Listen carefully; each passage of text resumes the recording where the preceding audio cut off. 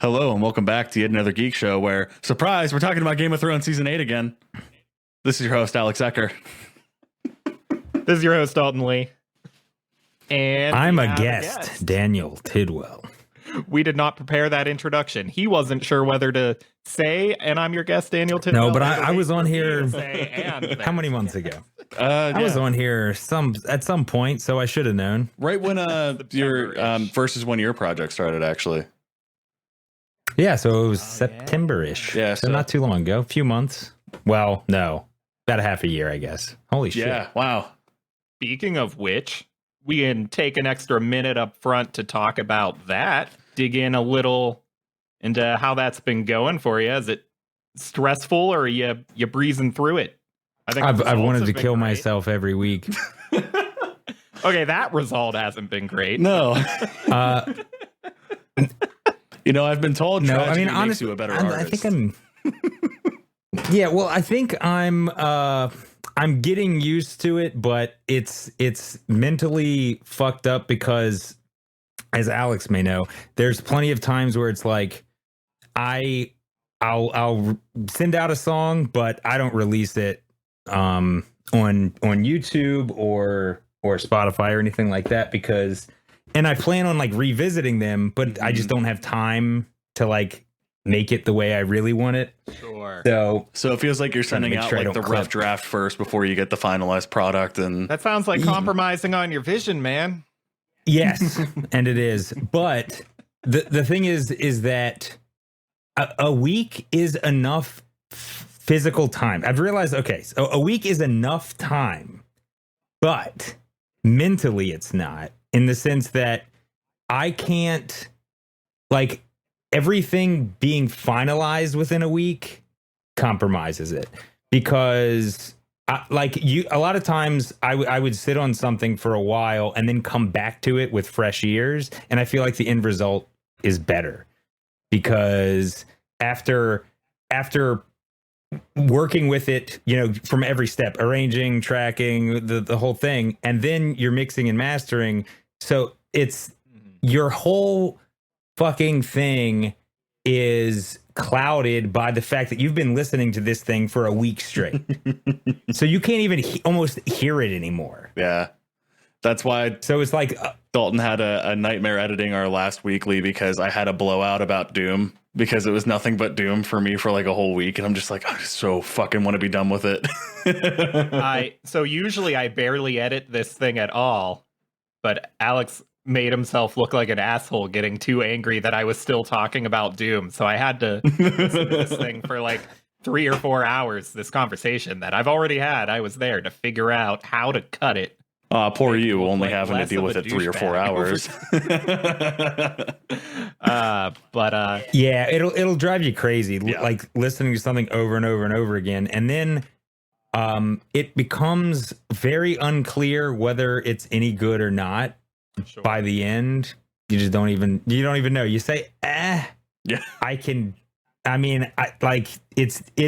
is the song, so there it is, I guess.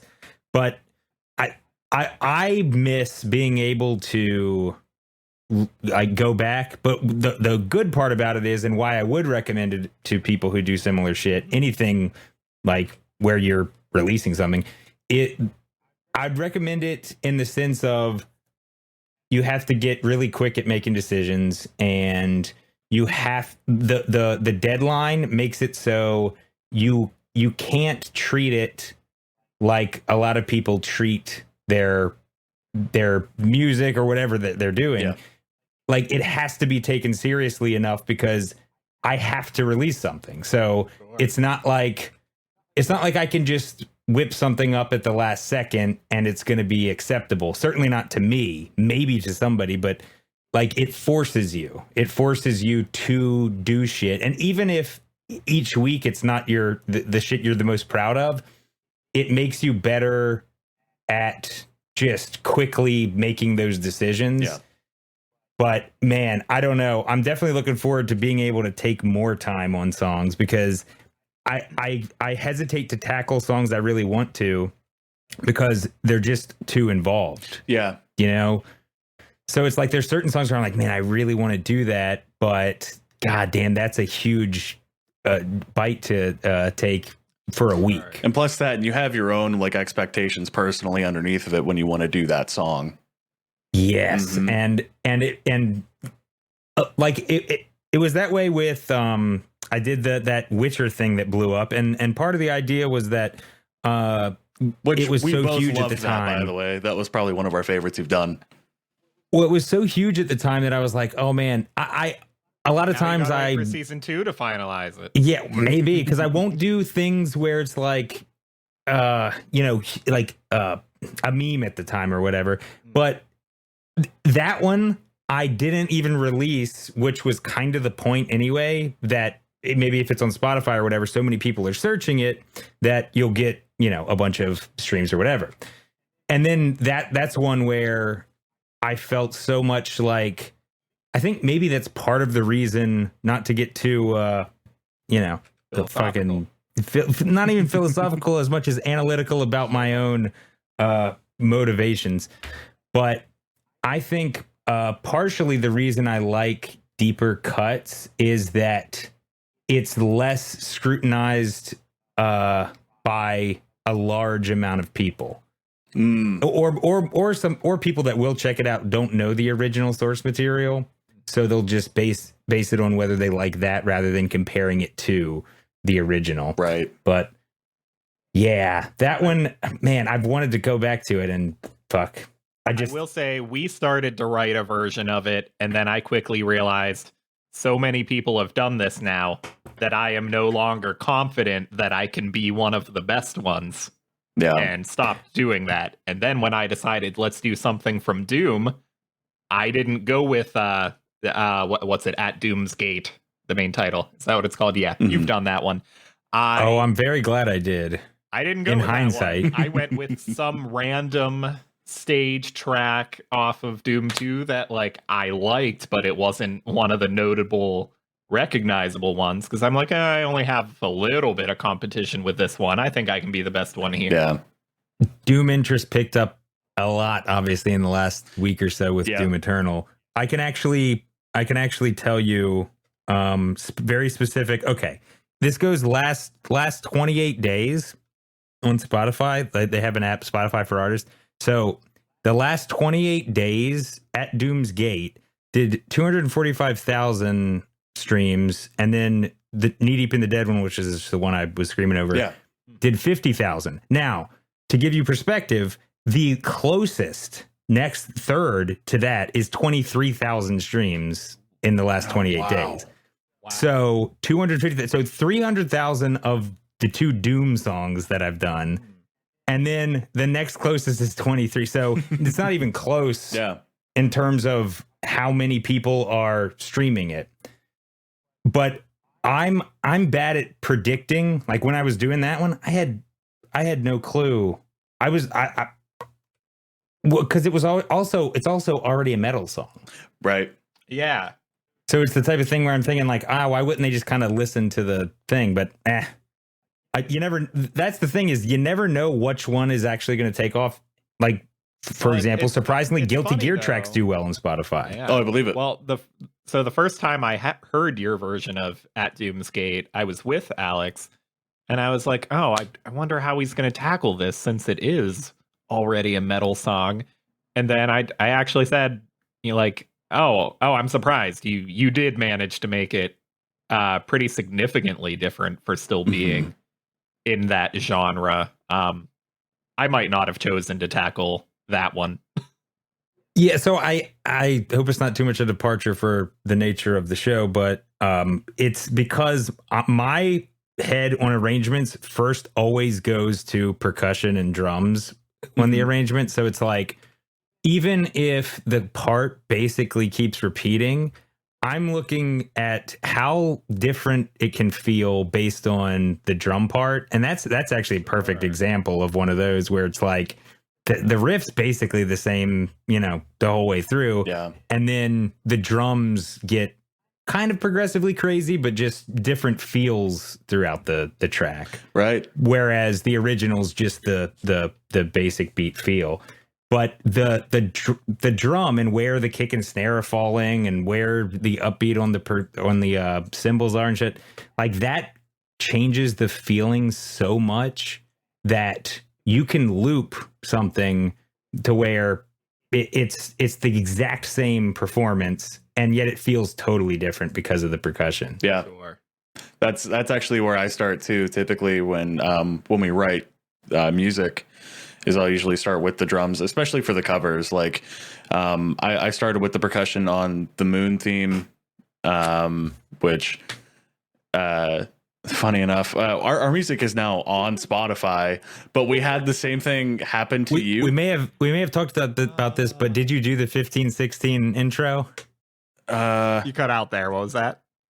Because I did it, I smushed it into 4/4. Yeah. Did you do 15-16? Yeah.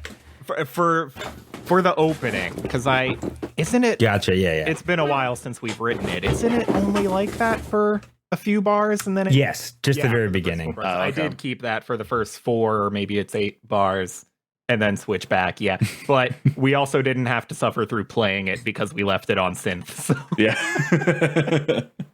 Yeah. We Kind actually of botched our release by having the same name as another band on all of these services. So that's in the process. Oh. Yeah, so we got lumped in with their music, and we're trying to get that fixed right now. Yeah, fuck that. They need to figure that out.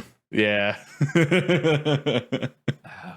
Yeah. So you can at least look at our YouTube for our cover of from Doom 2, but not for our cover from DuckTales, because we're waiting until those issues are fixed. Yeah, we're waiting for those until you guys can hear it, so that way you have more reason to look at Spotify.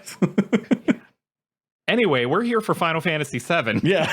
Oh, right. Yes. How long have we been rambling about this? Yeah, close to 13 minutes, but it's cool. We're good with it, man. We're happy you're here, so we'd like to talk to you. Cool. Me too, man. Yeah. All right. So, first of all, Daniel, maybe you haven't played the game recently, but I know that you've, of course, played it at some point in your life, and it means at least something to you, and has been at least some amount of musical inspiration to you. I've played it all the way through 3 times, but the last time I actually beat it was probably, I don't know, many years ago. Mm-hmm. Yeah. So I guess to start, I kind of just want to talk, like, what is its legacy to all of us? Why does it or does it not stand out to us as important? Is it whether that's in terms of what we appreciate in a game, whether that's an influence musically, something like that? And you can feel free to start, Daniel. Well, for me, I don't know if I've ever believed a world more than the world of Final Fantasy VII. Like, it just felt, I don't know. As soon as I started playing, like, it felt like not only I was in that world, when you're but first playing it. I was probably 11. Let's see. Yeah. So it was maybe a couple years after it was released, but 8 hadn't come out yet, I don't think. 8 was what, 99? 98, 99, So- somewhere on there, yeah. I was probably 11-ish because it was around the same time that 8 was coming out.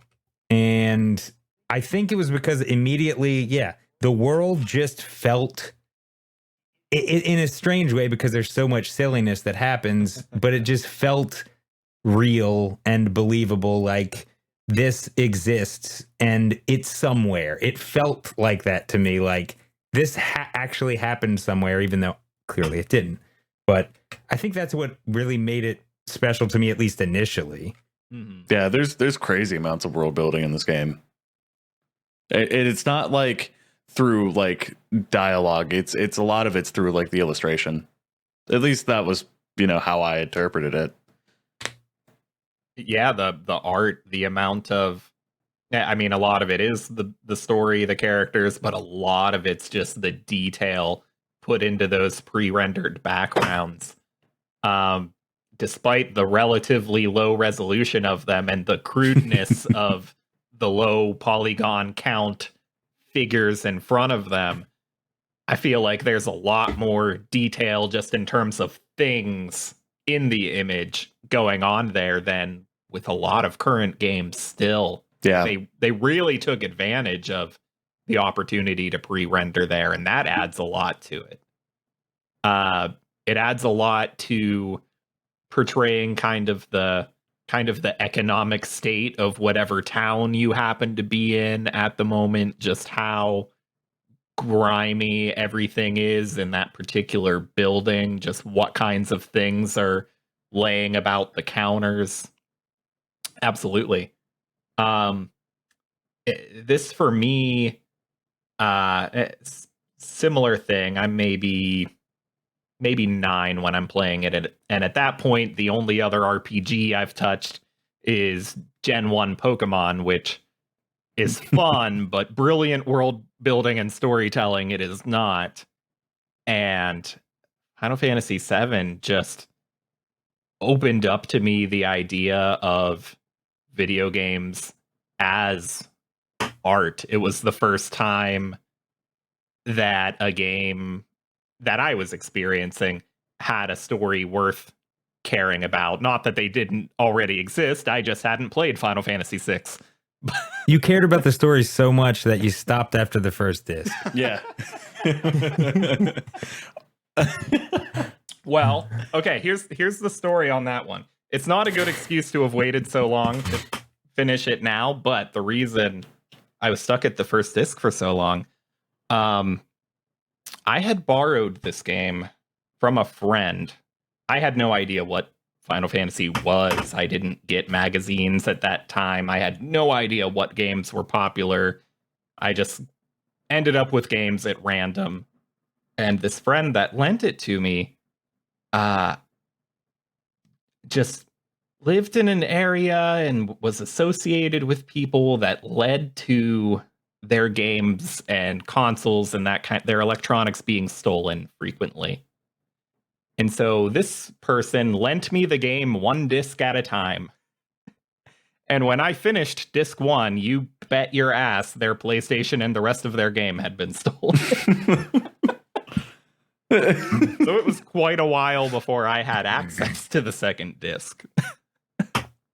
So I played that first disc over and over and over again. And it's funny to have like a strong nostalgia for all that stuff on the first disc, and to, now that I've finished it, be getting into stuff that's new to me at the same time in the same game.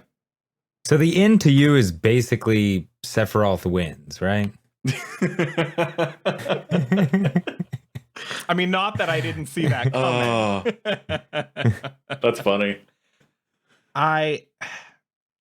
Speaking of which, I realized as I'm fighting Safer Sephiroth that as I'm hearing One Winged Angel play in the game, I realized it never plays in the game before that point. And yet I still had a nostalgia for it, which means I developed a nostalgia for that song purely off of having listened to the soundtrack over and over again, and from repeatedly YouTubing this one video of an orchestra playing a rendition of it. And just, I hadn't even realized that I'd never made it to that song in the game, because you keep fighting Genova throughout, not Sephiroth. So that's a big climactic, what is it, like 9 minutes long at the end? And I don't think the motifs really even like hint at it building up to that. It just kind of happens then. And it's way different from all the other music leading up to it. Storytelling through music. Yes. This is the first game where I really care about the music. The first game where I'm like listening to the soundtrack outside of playing the game. Not that... Yeah. I mean, I'd played other games with great music. I think Gen 1 Pokemon still has great music. But just not on this level. I don't think, for me, I liked plenty of music on NES, SNES, Genesis, but I don't think a video game soundtrack had given me goosebumps until Final Fantasy VII. Okay. Yeah, there you go. And maybe the influence on me there musically is I don't know if other songwriters in their early days go through this, but when I'm first trying to write music, I'm writing music that is incoherent nonsense because I don't know anything about theory and I haven't developed enough of an ear to get around not knowing my theory. And then shortly after, I learn, oh, these are what scales are, and here's how you write things that fit in them. And then I spend a year or two writing nothing but songs that fit perfectly into diatonic, simple music. And then one day I realized, oh, I've been playing guitar for a few years. Let's look up some renditions of some Uematsu music. And I realized that this man never sticks in a key, never sticks in one scale. Yeah. Modulates all over the place, borrows chords all over the place. And I realized then that, oh man, it really is a big benefit to be willing to force yourself out of those scales. And that at the end of the day, you're not learning. Music theory isn't rules. It's describing to you what something's going to sound like before you play it. So it moved my mindset from, oh, you learn scales because you're supposed to play in them. Like, no, you learn the scales so that you understand what happens when you go outside of them into another. So I guess it exposed and really put that idea into my head. Not that prog metal bands wouldn't have done it to me a little while later. Yeah, I think it's to give you the idea that how do I get out what's in my head or the feeling that I want? How can I make that actually translate into music? I think that's probably the better way to view theory. But I had similar things where especially when I was younger, I thought if I learn theory, it'll make me not experiment or something like that. And, that mentality is kind of silly because I think it's probably just the more you learn, the easier it is to get out what you actually intended to begin with. Yeah. It's like if I want X feeling, if you're going purely just on feel or fretboard knowledge or keyboard, I know these notes, then it's hard to get out the feeling without just tinkering with it for fucking ever. Sure. And maybe never getting it. But then if you know what's behind it, it's a little easier. And I'm not the most well versed, but it gets easier the more you know to find out, oh, I'm going for that. I know I'm trying to get there. And then once you've been there before and recognize it, it's like, I know how to get there. So it's definitely not, music theory, if you view it through the lens you were just talking about, is a thing that actually encourages more experimentation in a way. Yeah, it'll expose you to ideas you wouldn't have thought of on your own. You're using it incorrectly if it's blocking you in, which I did for a couple years until, like I said, taking a closer look at Uematsu. It took me 12 years to realize, hey, I should probably learn this shit, huh?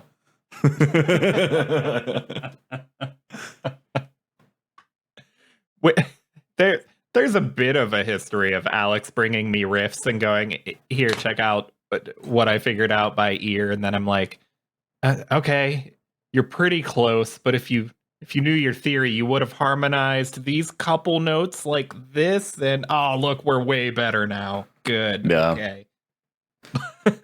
Okay.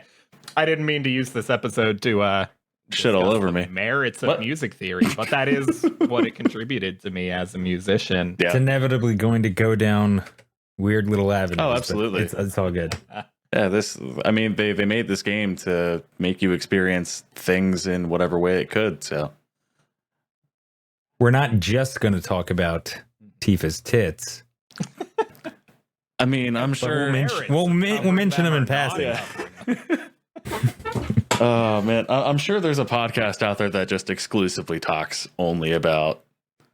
Yeah, Tifa's Tits podcast is my favorite. Yeah, The Matera titties. Oh, geez. Okay, so we mentioned music, mentioned world building. I guess just the characters, the general story itself. I mean, at this point, like I said, haven't really touched RPGs.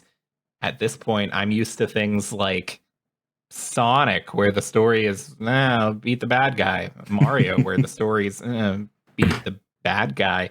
And then this game, so much of it is reading. And then you realize, oh, okay, I probably need to know what's going on here. Yeah. And then, you focus on it. And it's the first time that a game really told me a story. And in some sense, that doesn't mean that it's a great game. Many other games are telling stories. That doesn't make this one of the greatest. But so many people like me had this as their first game that did that to them. Yeah. So some of that's rooted in nostalgia. Some of that's rooted in, well, this is just the first time I saw it, not necessarily the best. I do still think it's one of the best, though. Well, with what you were saying, where like, the games of the time, you're fighting the bad guy. You're fighting the bad guy. And this game really throws in the matter of perspective in certain spots where good and bad is really just a perspective. And, the general public, Shinra was good because they made life convenient. So to them, the general public, Shinra was the good guy when Avalanche was the bad. This is a game where you, as the protagonist, are a terrorist. Right.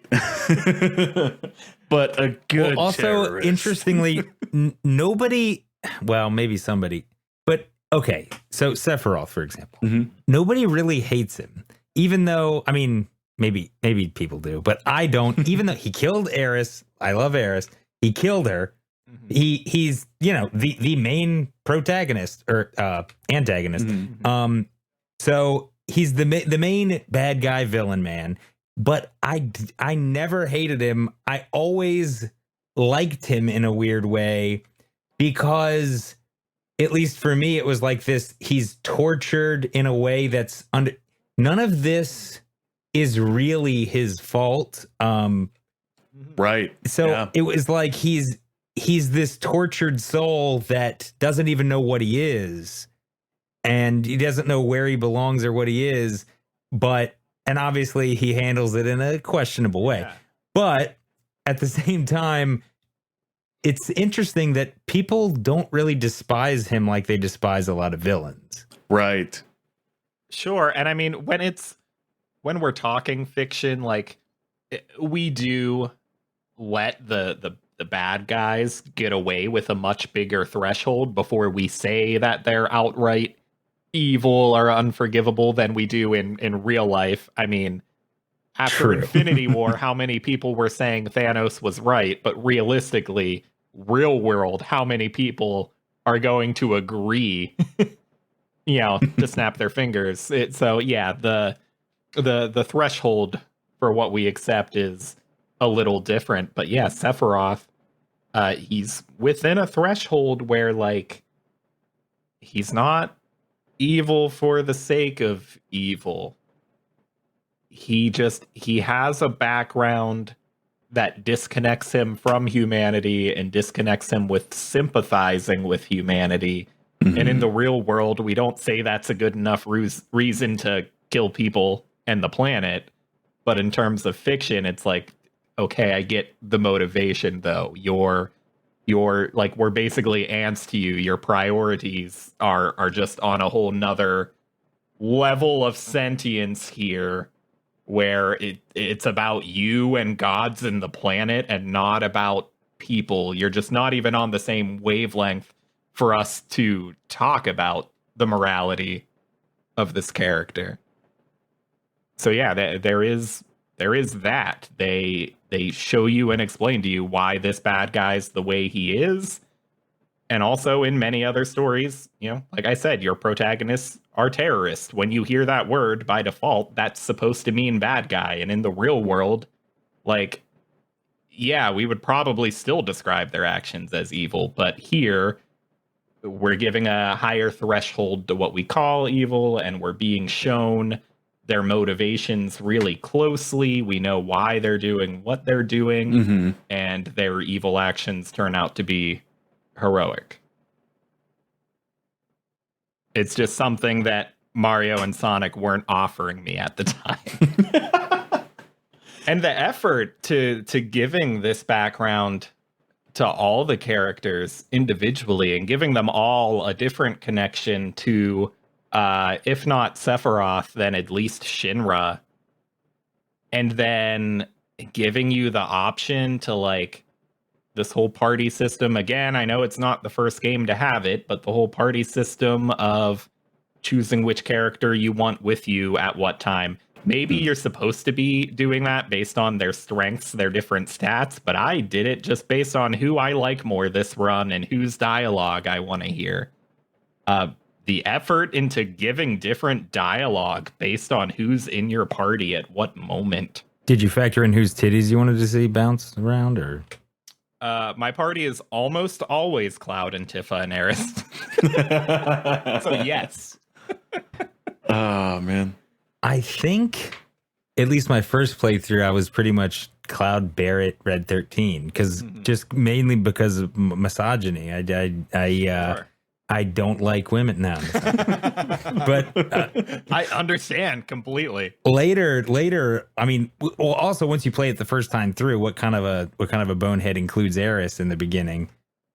At least once you have a choice, I'm not leveling up that bitch. Right. She gonna go and die on me. I ain't leveling her up.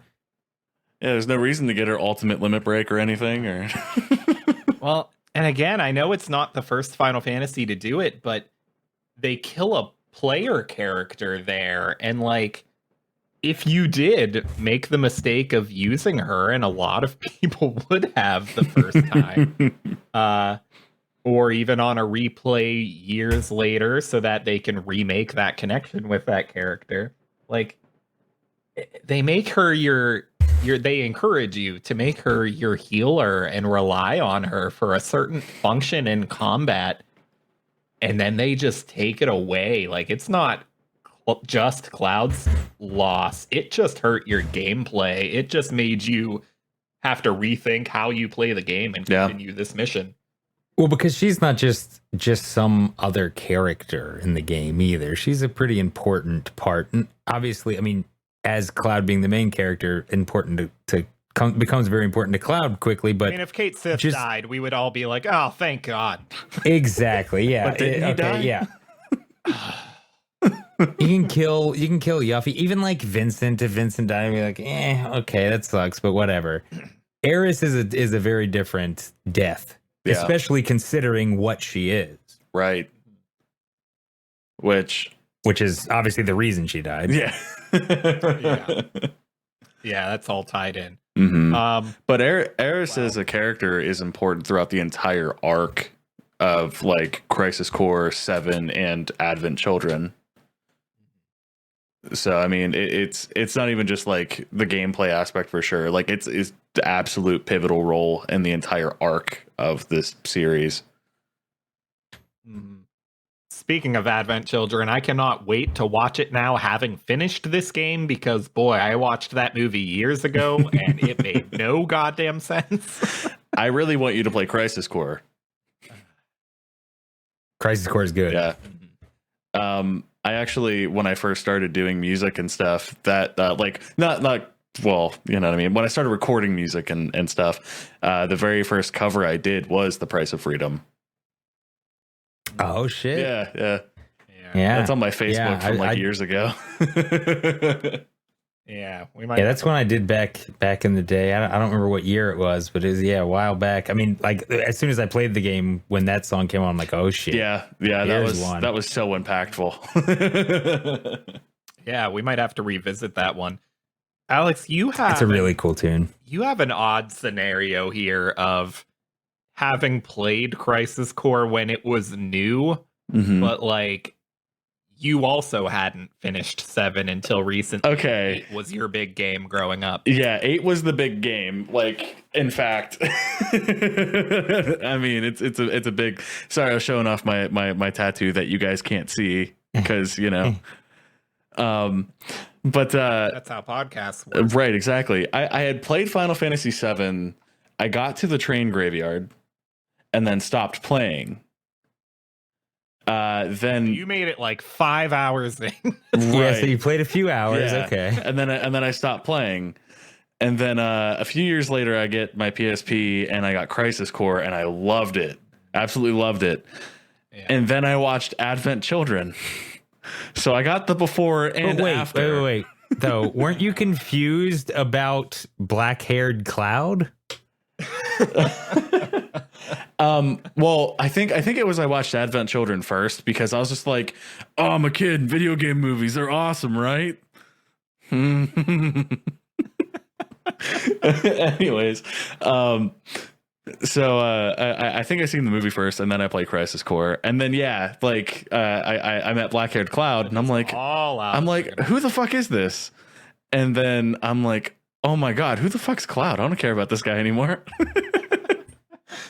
But yeah, I also played and finished Dirge of Cerberus and had no idea what the fuck was going on. I played and beat that game too before I beat 7. I actually never played Dirge of Cerberus. I don't know whether to consider yourself lucky or, man, you're missing out. It's Final Fantasy's Shadow the Hedgehog. Yeah. Basically. A ringing endorsement. Absolutely. Yeah. Yeah.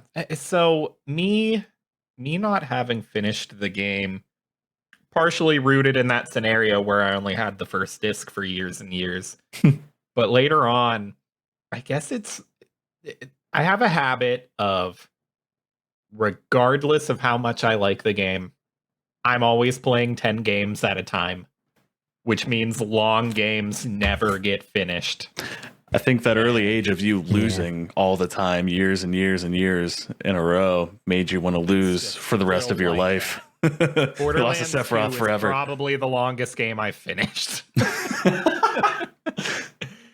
and it's, despite that, like, I've always had so much respect for RPGs because I'm like, man, I love it when my games put effort and attention into the story. And even if, like, their combat's not super compelling, or if I'm not feeling, the occasional turn-based nature of it, like the story can often override gameplay that I'm not really feeling at the moment. So but jumping around on games, when you come back, you're not even gonna know where the fuck you are. You're gonna be like, the ancients. What is that? Right. Who are they? Yeah. So I've probably played the first 10 hours of Fallout 3 like 10 times. And then never finished a Fallout game. And I don't know. Maybe we'll see if I can start breaking that habit now that I've actually finished the big one. The big one. So how... I assume you must have imagined. I guess this goes to both of you. You must have imagined approximately how the game ended. How similar was the last? Well, I was gonna say 2 discs, but for Alex, I guess it's everything after the train graveyard. How was that? How different was it from what you kind of assumed that it was going to be? I'll let you go first. Oof.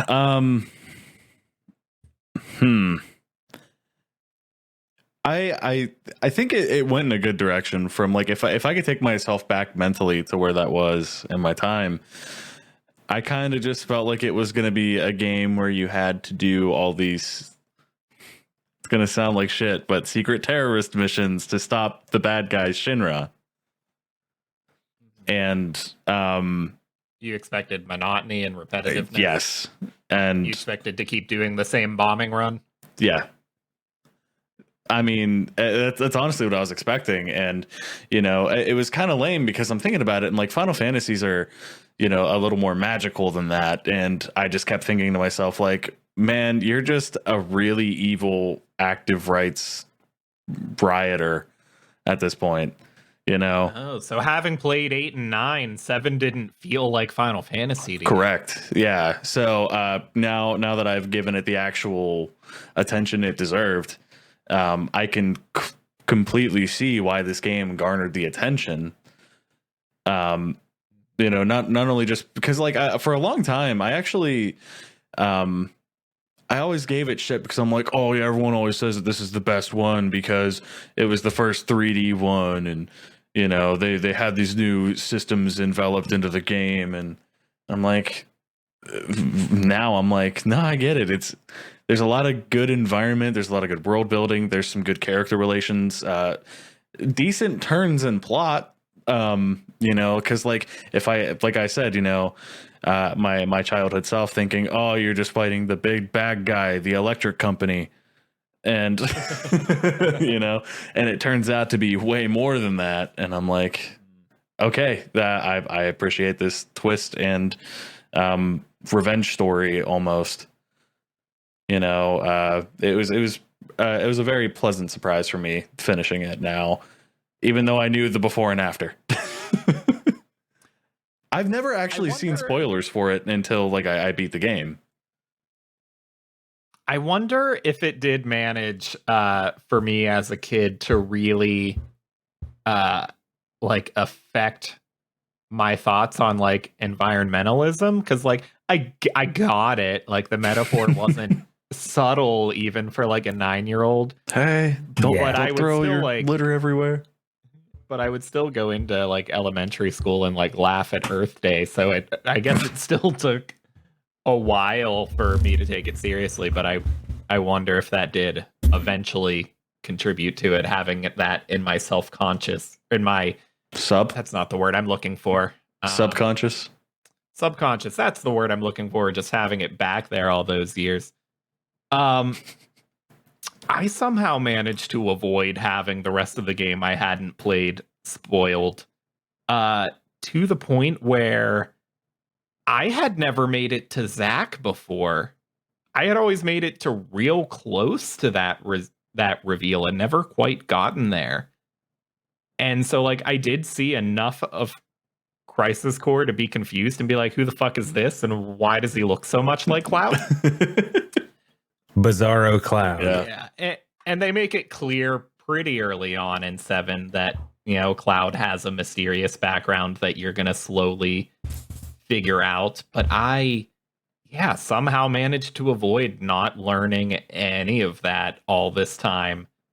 And, you know, I assumed defeating Sephiroth was the end of the game, but I didn't really know how Eris would still tie into that. And just I had seen footage of the last battle, and I'd seen conversations about like the hilarity of Sephiroth destroying the galaxy over and over again, and how much sense that makes.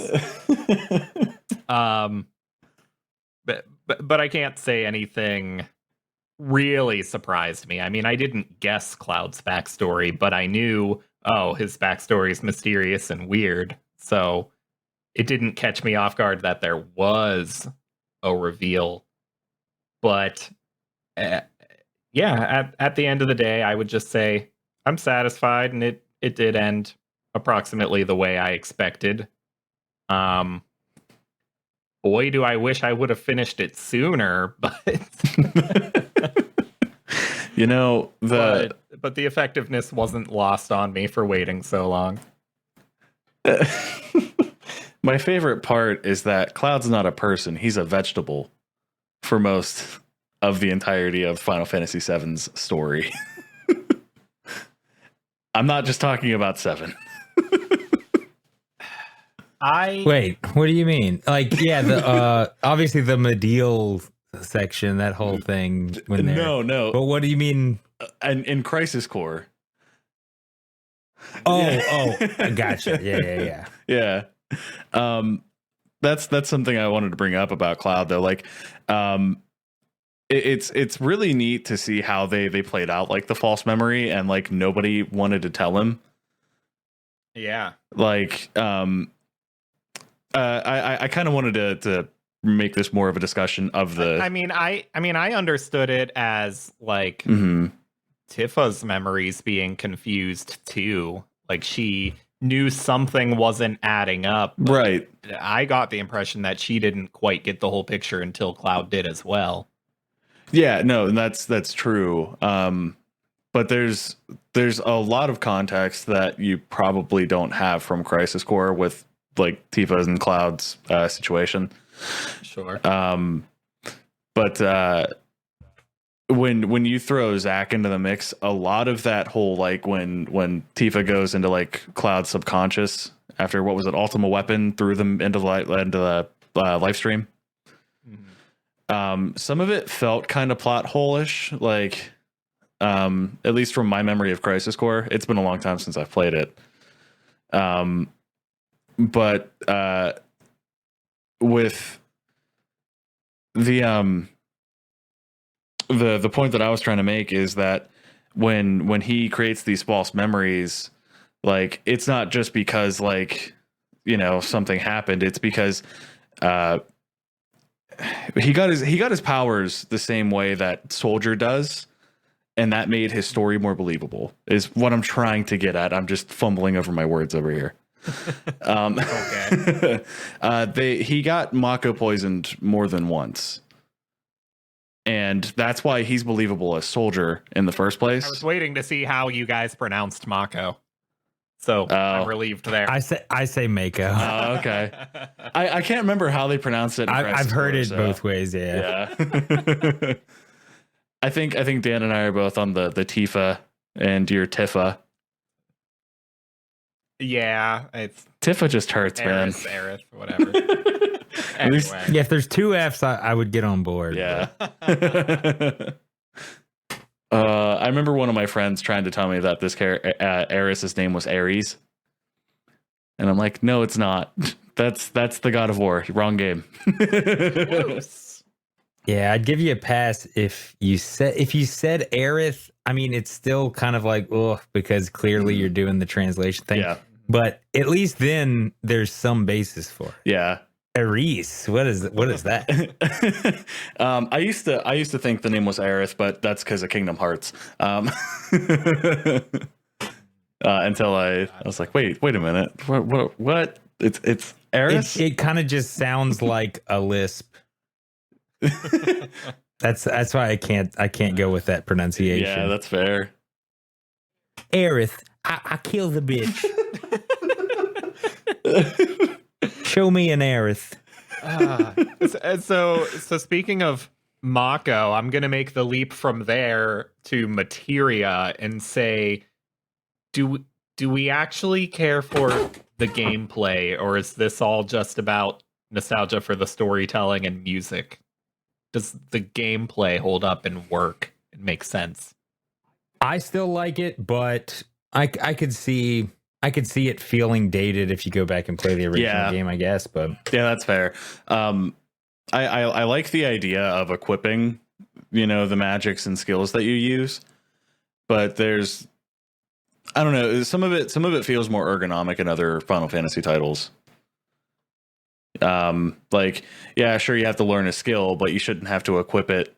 You know what I mean? Because like things like that, like it doesn't make sense. But like magic, I guess would kind of like.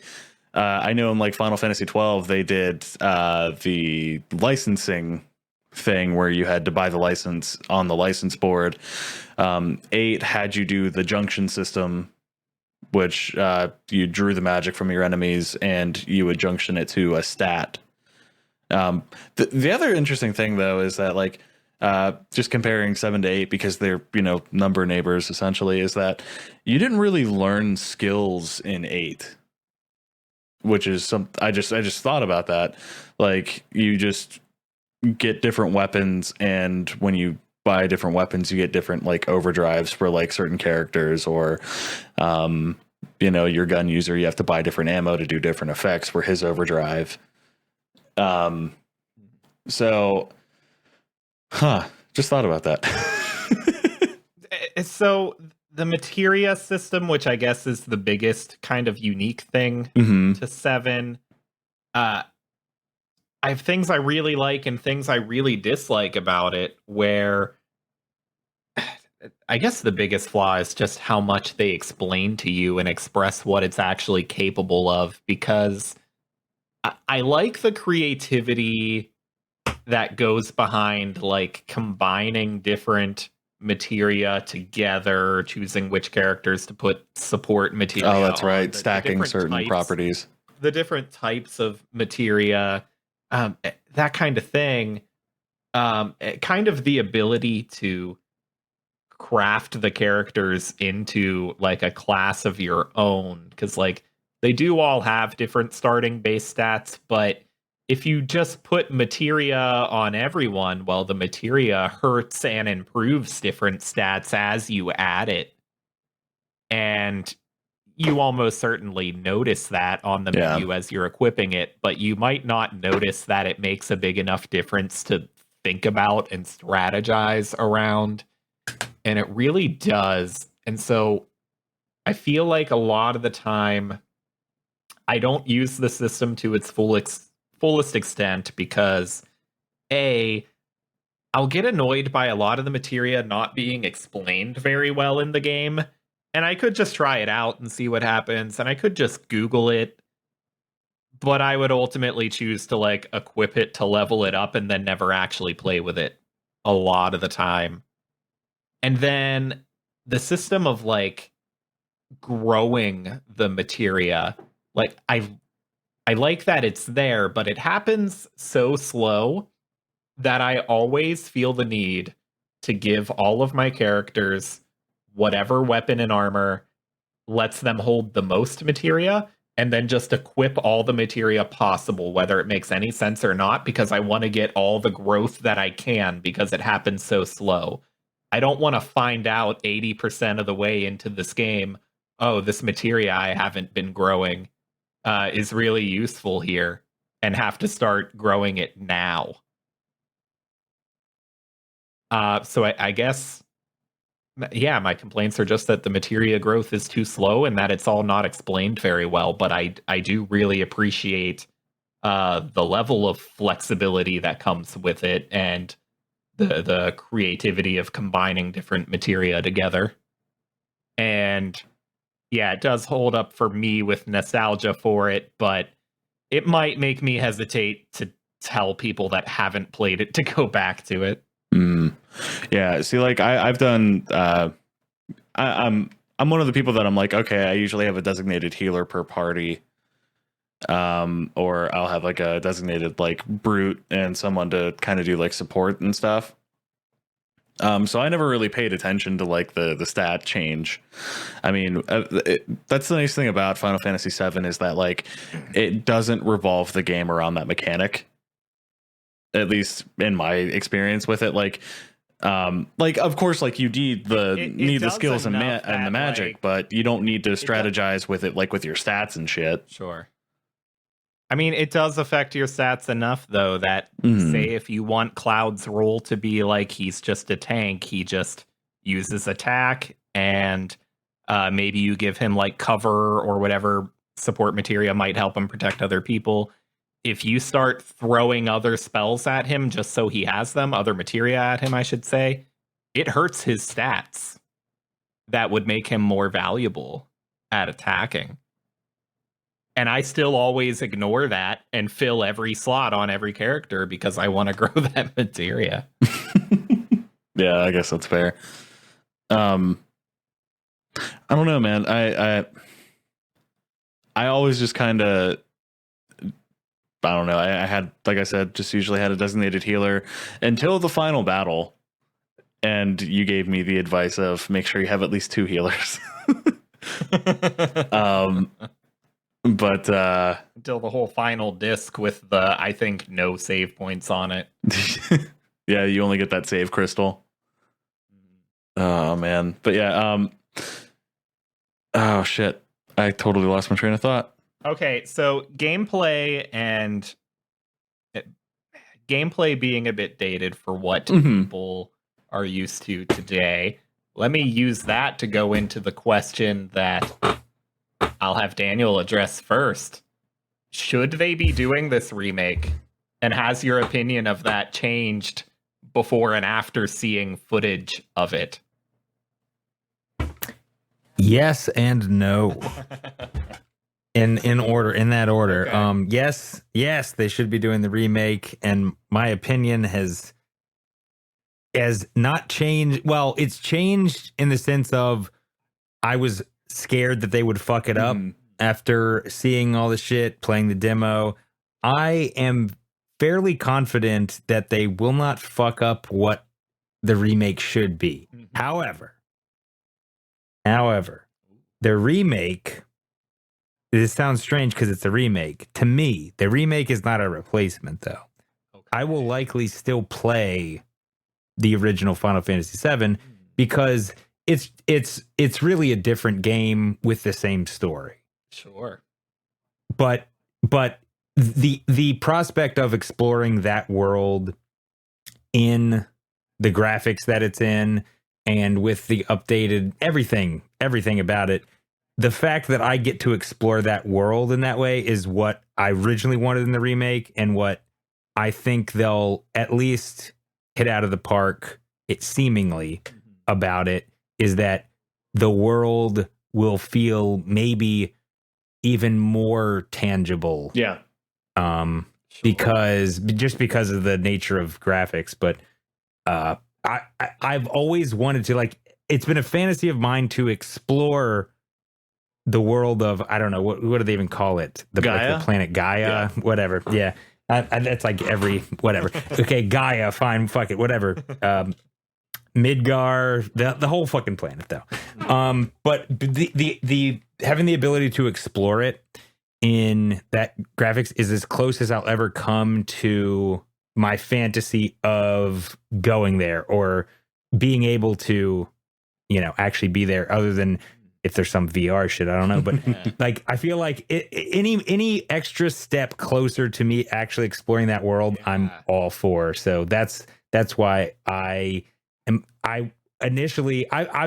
been one of the people talking about they should be doing a remake for 10 years now. So I'm probably not the best to ask about what I think about it, just because it wouldn't be hard to fuck it up. It'd be very easy to fuck it up, but fuck it up in a different way from the main thing I want out of it, which is being able to explore that world in updated graphics. So even if they fuck up the story, I know the story. Sure. I know, like, I've played the remake demo, and what I've seen of it, knowing the story of 7 completely now, is they're doing changes. I won't say what those changes are, because I don't know if they're going to be reflected in the final product, but it's subtle changes that kind of fill the gaps. Stuff that could have gotten like lost in the actual translation of the game, or it feels mostly one-to-one, yeah, but there are differences. Yes. Dialogue differences and such, but it feels like they're trying to do it with a lot of respect for even dialogue stuff, but they're some of it's left I fear not in your imagination. It's a little more clarified now. Yes. What I fear about that is that they're getting a little movie-ish with it, which sounds decent, but I don't like. There's already a Final Fantasy VII movie. But Barrett being basically Mr. T in the dialogue, like them, it feels like some of the dialogue might be altered in a way that, I don't know. If I imagine his voice as Mr. T, it probably wouldn't be as bad, but like actually hearing it makes it a little like, ugh. Yeah. I guess I did always read his voice as Mr. T. Those job fool suckers. I mean, it's a little much with the he's Mr. T thing, but I mean, hard to get the balance not going to ruin it for me. This is Barrett and this is offensive. right. Yeah, do it as stereotypical black guy as you humanly can and go. But at the same time, I'm not going to say I didn't read his voice similarly, because I mean, just even the inflections in like the way the text was, it sounded very Mr. T-ish. Yeah. So it's not that even his voice is wrong. I feel like they might, based on the demo, but they might not. They might lean a little too hard into certain movie type things and try to do like one-liners that'll make me roll my eyes, but it's not going to ruin it for me. Right, yeah. And maybe even kind of take control of the characters away from you too often. Just too many cutscenes, and it seems like the cutscenes, as far as I can tell, I haven't watched too much footage of it, and I haven't played the demo. It seems like the cutscenes smoothly like happen in engine and smoothly move in and out of gameplay, but I wonder, because it's all voice acted now, I know there's a lot of voice acting happening during combat now, but how much of it is going to be taking the controller away from you? Yeah. And saying, okay, Cloud's going through scripted actions for the next 5 minutes while he talks. I actually really like text or dialogue. And I'm not even like a reader. I'm a dummy.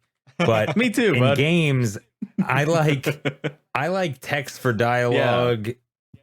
And I don't know what exactly it is. I haven't really analyzed that about myself, but something about voice acting in a lot of games just, I don't know, it rubs me the wrong way.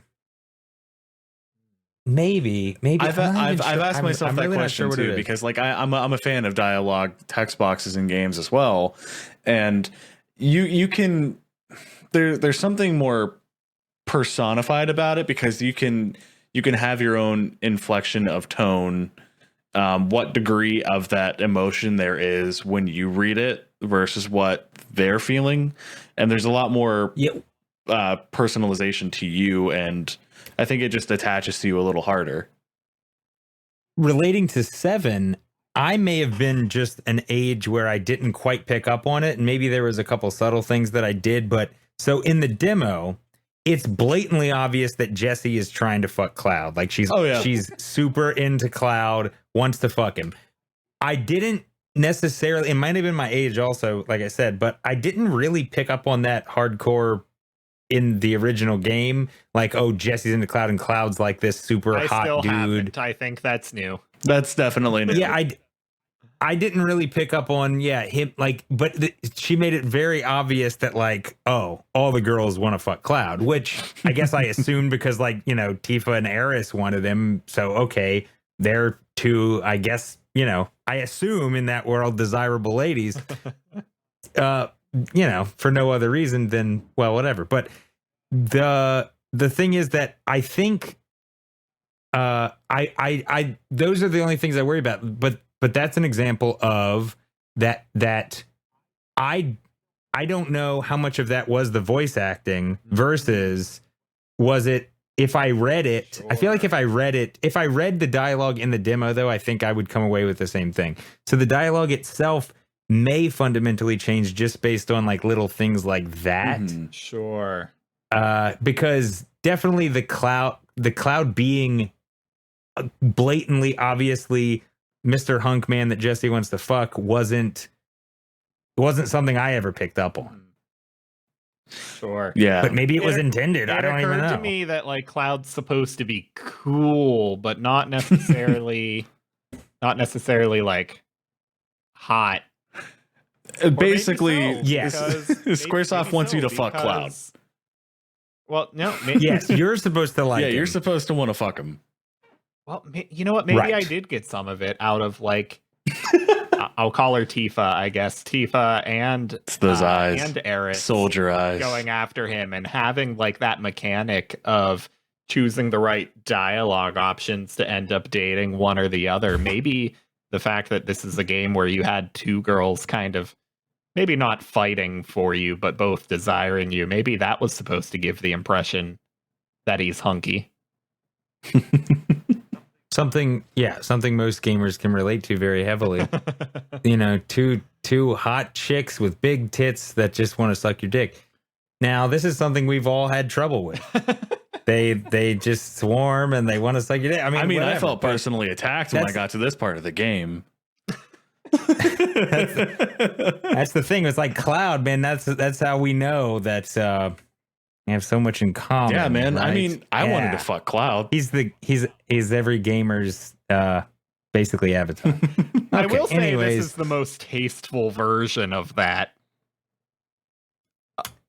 Yeah. Well, no, it's not. It's not not. still Well, that, also but- because I think it's because typically, not all the time, but typically, women, and certainly in this game, are a little more subtle with their advances, and they are to Cloud, and Cloud is either seemingly doesn't give a shit either way whether they like him or not, or oblivious to their advances.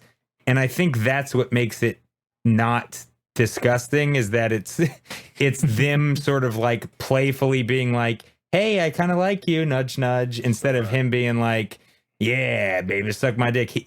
Instead of that, they say something like that's clear they like him, and then he's like, I'm alone. Huh? No, I just want to do the mission. Yeah. You know, yeah, exactly. And so they let you choose how much of the affection to reciprocate. right, yeah.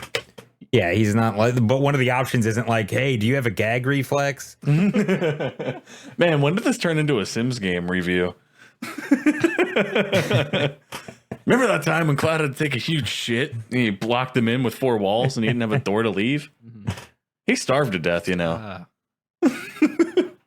So back to the question at hand, whether they should be doing this remake, whether I'm excited for it, and whether what we've learned in the last 5 years has changed my mind. I've been begging for this since the like PS3 demo animation teaser.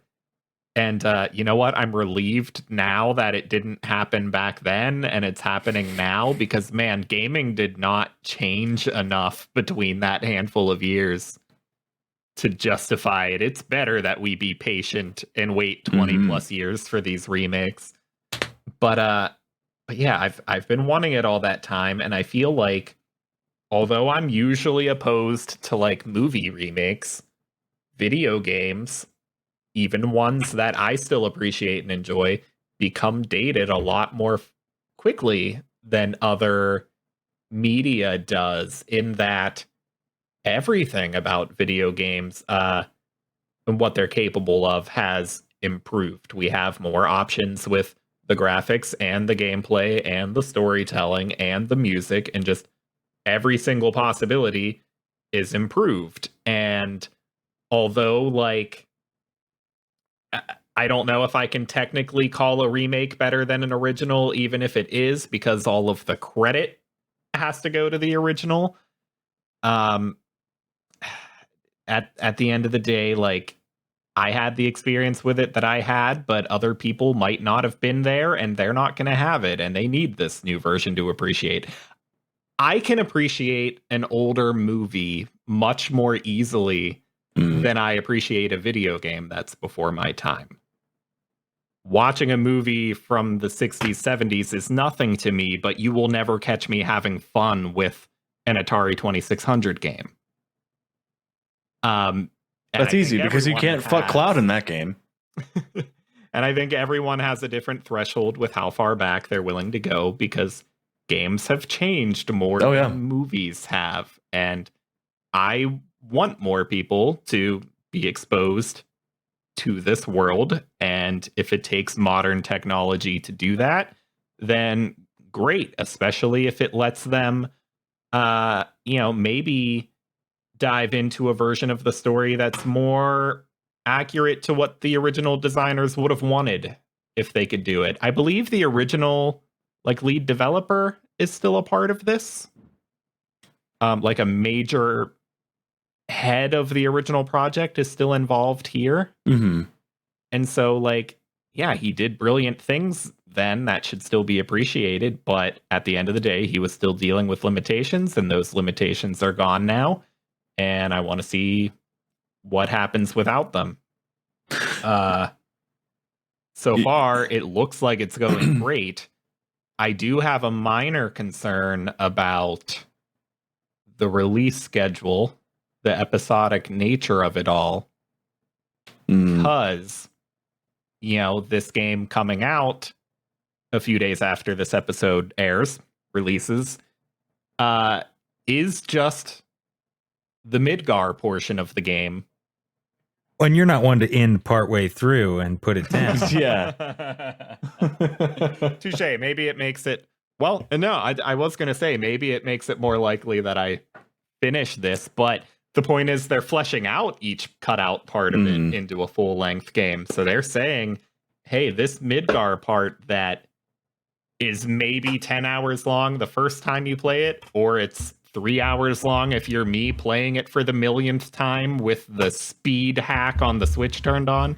I'll only get an hour into it and get lost in the train graveyard. But they're saying, that portion of it is now comparable to a full-length Final Fantasy game. A lot of people are getting upset over the episodic nature for a different reason. A lot of people are hearing episodic and they're thinking of like a Telltale game, and they think they're spending $60 for a 5-hour game when they should really be thinking about like the Final Fantasy XIII series. Episodic means several sequels in this context. So it's not like you're getting ripped off for your money. Let's say there's 3 episodes of this, you're still going to get 3 full-length, detailed, polished games. My concern is how that affects the pacing of the story. The reason I like episodic is the fact that it would never fucking get done if it wasn't. Valid. Like they would just never release the fucking thing. So, and I think that the pacing won't matter once they're all released, obviously. So, but at the same time, I get what you're saying. It, for me, not for some people, but for me, it will be weird to finish. I think after, what is it, like once you're out of Midgar, that's the end of the first episode, I think. It seems like it. So that will be weird for me, and then picking it up after that, I feel like I'll have to play through again. So that is weird. I understand your pacing thing there, but it's more just practicality wise, the way they make games now. I just don't even know if it would get done if they had to do the whole fucking thing. Yeah. Like the fact that they can just focus on the beginning and the Midgar makes that makes it probably that much more attention to detail for the beginning, which a lot of people have the most nostalgia for, because even for me, which I love the whole game, but I've played the beginning probably 10 to 20 times, and I've played through the whole thing like 3. Dalton's got you beat on that one. Yeah, so I remember, but the thing is, I remember like the beginning the most. Yeah, absolutely. So getting that right, focusing on getting that right, I think might be one of the most important parts about it. Harkening back to the music, that opening bomb mission song is sick. I love it. Gets me amped up every fucking time. And they did it. So when they did it very like movie score like, but in a very cool way. Absolutely, they did. So when I say pacing, though, I'm not really referring to, the fact that you're going to be playing this across the years, and they haven't said how many episodes or how far away release-wise they are. But what I mean is that since they're expanding it into multiple games, let's say the original game is 40 hours with a whole bunch of grinding that I'm assuming is no longer actually in the game. I'm assuming you have more proper side content to accomplish that grinding for you. But let's say the original's 40 hours, and let's say each of these new episodes are 40 hours. And then you just stretched a 40-hour story across 120 hours. That's my concern there. Okay. I hear you, but so even though there are a lot of facets and different aspects of the story, there are still a lot of avenues that could be explored. If they did it in the right way, I'm not worried about it. But yeah, if they drag it out for the sake of dragging it out, it could be trouble. But there are a lot of interesting little spots that aren't really explored that much. Like, I feel like I wanted more of a lot. Like, I wanted more of kind of like Vincent's backstory. Sure. I kind of even wanted more in depth with Eris's sort of like upbringing and stuff. And Sure. You get very like, little with her adoptive mother. Yeah, you're exactly. And yeah, with a lot of the characters, I feel like they could be a little more fleshed out in a way where it's like, okay, here's the part of the game where we deal with like this person's story for even if it's just half an hour. Yeah. Sure. I want to know how much of an asshole Sid exactly was. I get the impression he wasn't very good, but I still like him. It's like Joe Exotic. I mean, I know he's not a good guy, but I gotta like him. Yeah, well, maybe that is the key to the approach, because like I enjoyed Final Fantasy XIII quite a bit, and it has this pacing of jumping between characters and saying, okay, you know what, you're gonna worry about these couple characters for the next hour or two.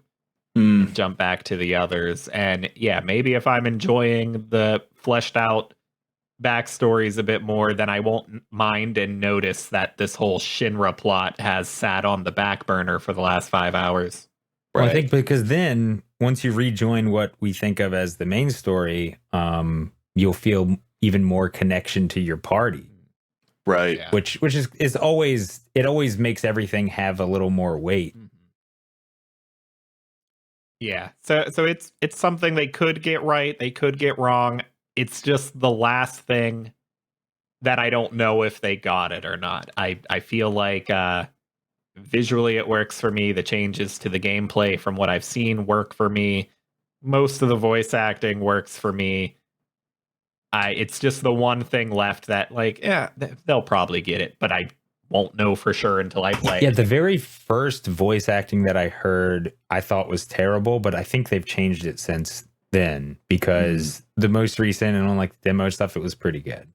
I don't know how, there's certain lines that I don't know if they'll keep in the game, but goddamn, delivering them, Sure.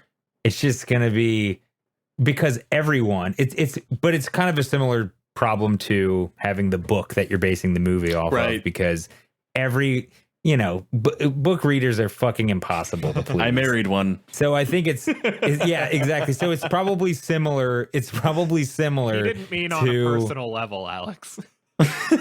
Oh, yeah. Just because she's impossible to please. I was more talking about, but it's probably the same way with dialogue in old games, though, which is everyone read them a little differently. Sure. Yeah.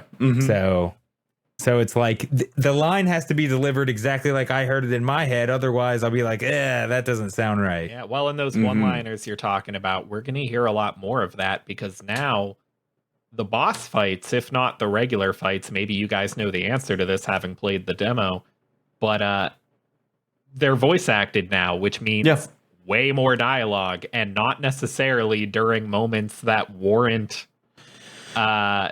meaningful dialogue. So you might get a whole bunch. Yo, blast this food. Yeah, a whole bunch more of that. I imagine they'll occasionally be clever about it and manage to put in like plot development during a battle somehow here and there. But I imagine a lot of the time it's just gonna get a bit obnoxious. Yeah, like the demo ends with oh shit, what's that robot's name? It's the giant red scorpion looking thing. Mac Scorpion. I don't. Mac Scorpion. Guard Scorpion. Red Guard. Yeah, Scorpo. yeah. It's I think it's something like Guard Scorpion. Yeah. Yeah. That is what it is. Final Fantasy VII's first boss. That's its name. It's such it's such like an obvious name that it's easy to forget. But yes, because they even mentioned originally has a translation error where the game explicitly tells you to attack it while its tail is up, even though you're supposed to not attack it while its tail is up. They actually pointed that. Figure out why it was telling me to do that. Dan, correct me if I'm wrong, but I think they actually mentioned that somewhat in the demo. Like don't attack it when its tail is up, because it has like defenses that you can't even get through. Yeah. Or like They kept that, similar, but the battle system, I actually didn't try. I think the demo has it, but I haven't tried the classic battle system. Yeah, yet, neither did I. which I'm interested to, but at the same time, I kind of just wanted to play it as they intended. Right. Yeah. If I played it a second time, I might try the turn system. Yeah. It feels this one feels a little more Crisis Core. Yes. Yeah. It feels a lot like Crisis Core or 15 even. Final Fantasy 15. I see it has the stagger system that I really liked in 13. Yeah. Mm-hmm. It's the one thing I don't like is the battle point system, where you have to build up points to use your magic instead of just having MP and using magic. Yes, because, well, isn't that also, maybe I'm remembering the demo wrong now, but I feel like that's the same thing where it's like you can either use your limit break or magic with the same points or something, Yes. or is it still? That's exactly what it does. Yeah, because limit breaks, should be your hit a certain amount of times, and then you can use your limit. Right. Limit Breaks should also be a great band that you should check out. That hopefully has their Oh, own I Spotify see. page when this episode comes out. Yeah. I see. Yes, go visit their Spotify page and follow it. Yeah. Thanks, man. Assuming that it's the right band. Yeah. But that's exactly what they did with the game was you had to use those points for either your limit break or your magic, which is a pain in the dick because you could gamble on using your limit break and killing the boss, or you could save yourself by healing and preserving the fight longer.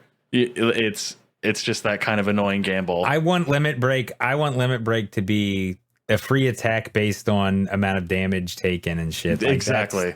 To me, that's what it should be. Sounds like that. Yeah, I don't want it to be just another spell. Just a high-powered spell, just like the summon. Exactly. Are.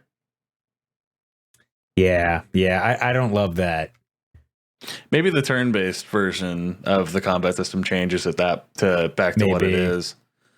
If it does, I might have to say, you know what, guys, I'm sorry, but fuck you, I'm doing the other.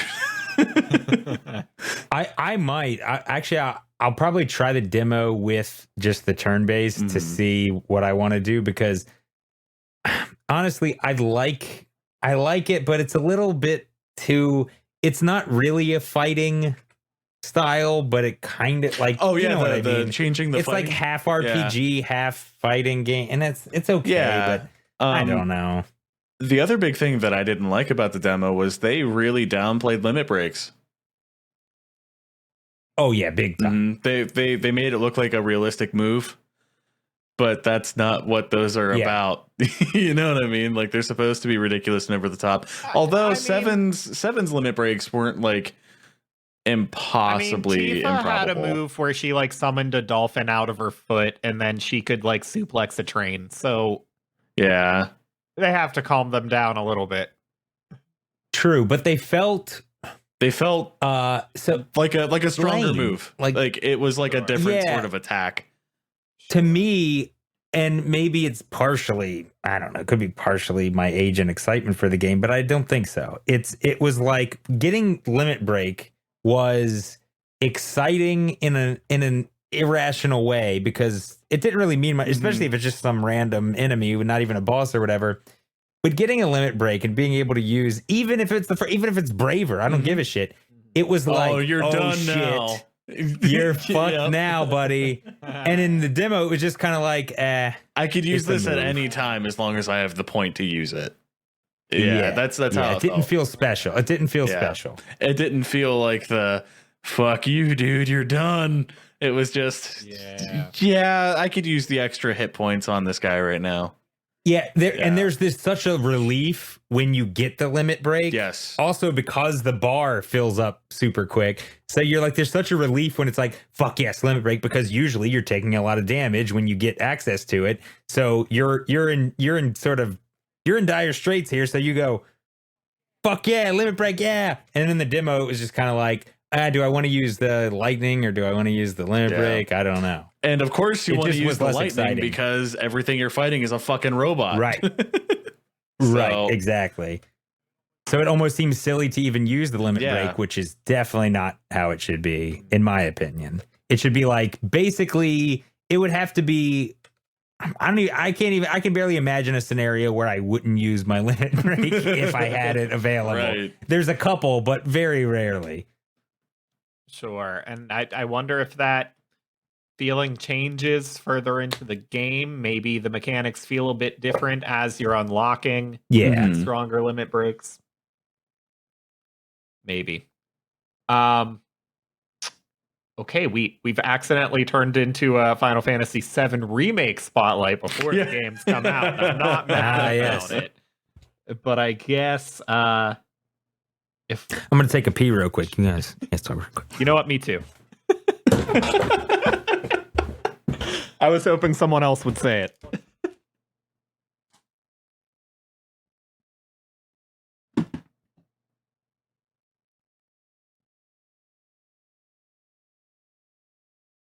Oh man, what do I do? I'm all alone.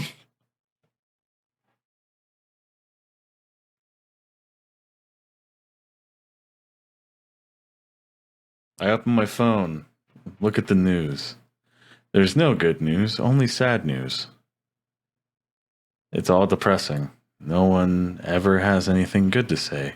They always want to see the grass is greener on the other side, but in all reality right now, the grass is all infected. Wash your hands. Please, to save people. I'm so tired of seeing the dark and evil news that nobody appreciates or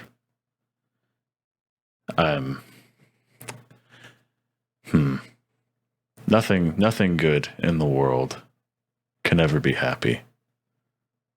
It all starts from sadness. Death. Doom and destruction.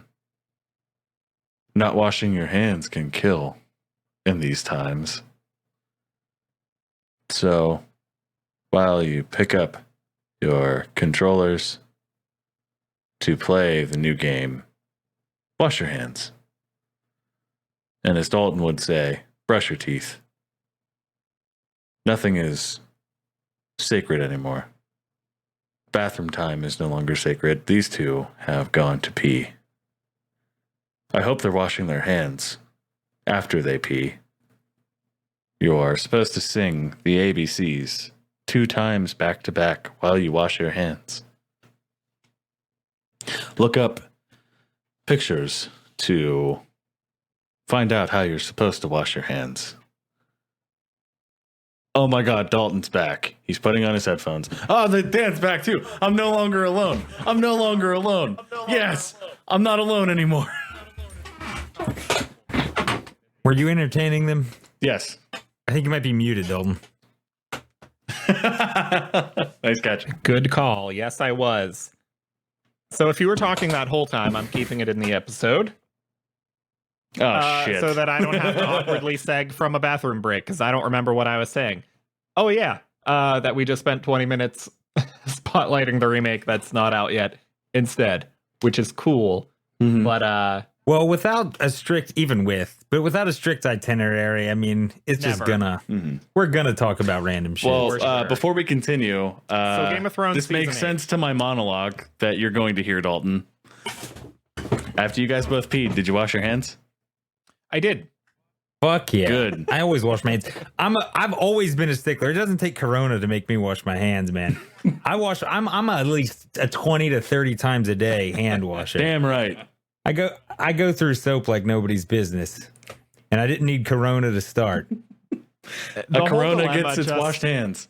The whole dilemma just led me to wonder, like, man, you fuckers weren't washing your hands already? Right? That's what like all the PSAs are like, wash your hands. I'm like, what the fuck? The people aren't washing their hands. I'm shaking hands and no one's washing. Right. That's like, what was it? There was a Apparently test they at weren't a wiping bar. their asses either.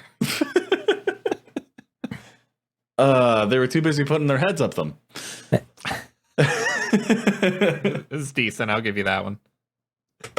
But something interesting is I'm pretty sure, I mean, I might be wrong, but I think this is significant enough to where we'll be talking about in the future and people will be telling their kids about a time when people used to shake hands. Yeah. You know, it's funny you say that, because if I'm sick, I will extend my forearm and have forearms touch instead. If someone feels the need to touch me, because everyone wants to touch me. Let's be fair. Yeah, I'll rub my dick gently on their forehead, on their bookshelf, even, just to keep it safe. That's right. You need the dick blessing on your bookshelf. Final Fantasy VII. Putting dicks on bookshelves. Washing hands. I was about to ask for final thoughts, but guys, I don't have any. There is quite a bit of talk about the cross-dressing scene that we haven't quite seen yet. Yeah. We don't know which direction they're going to go there.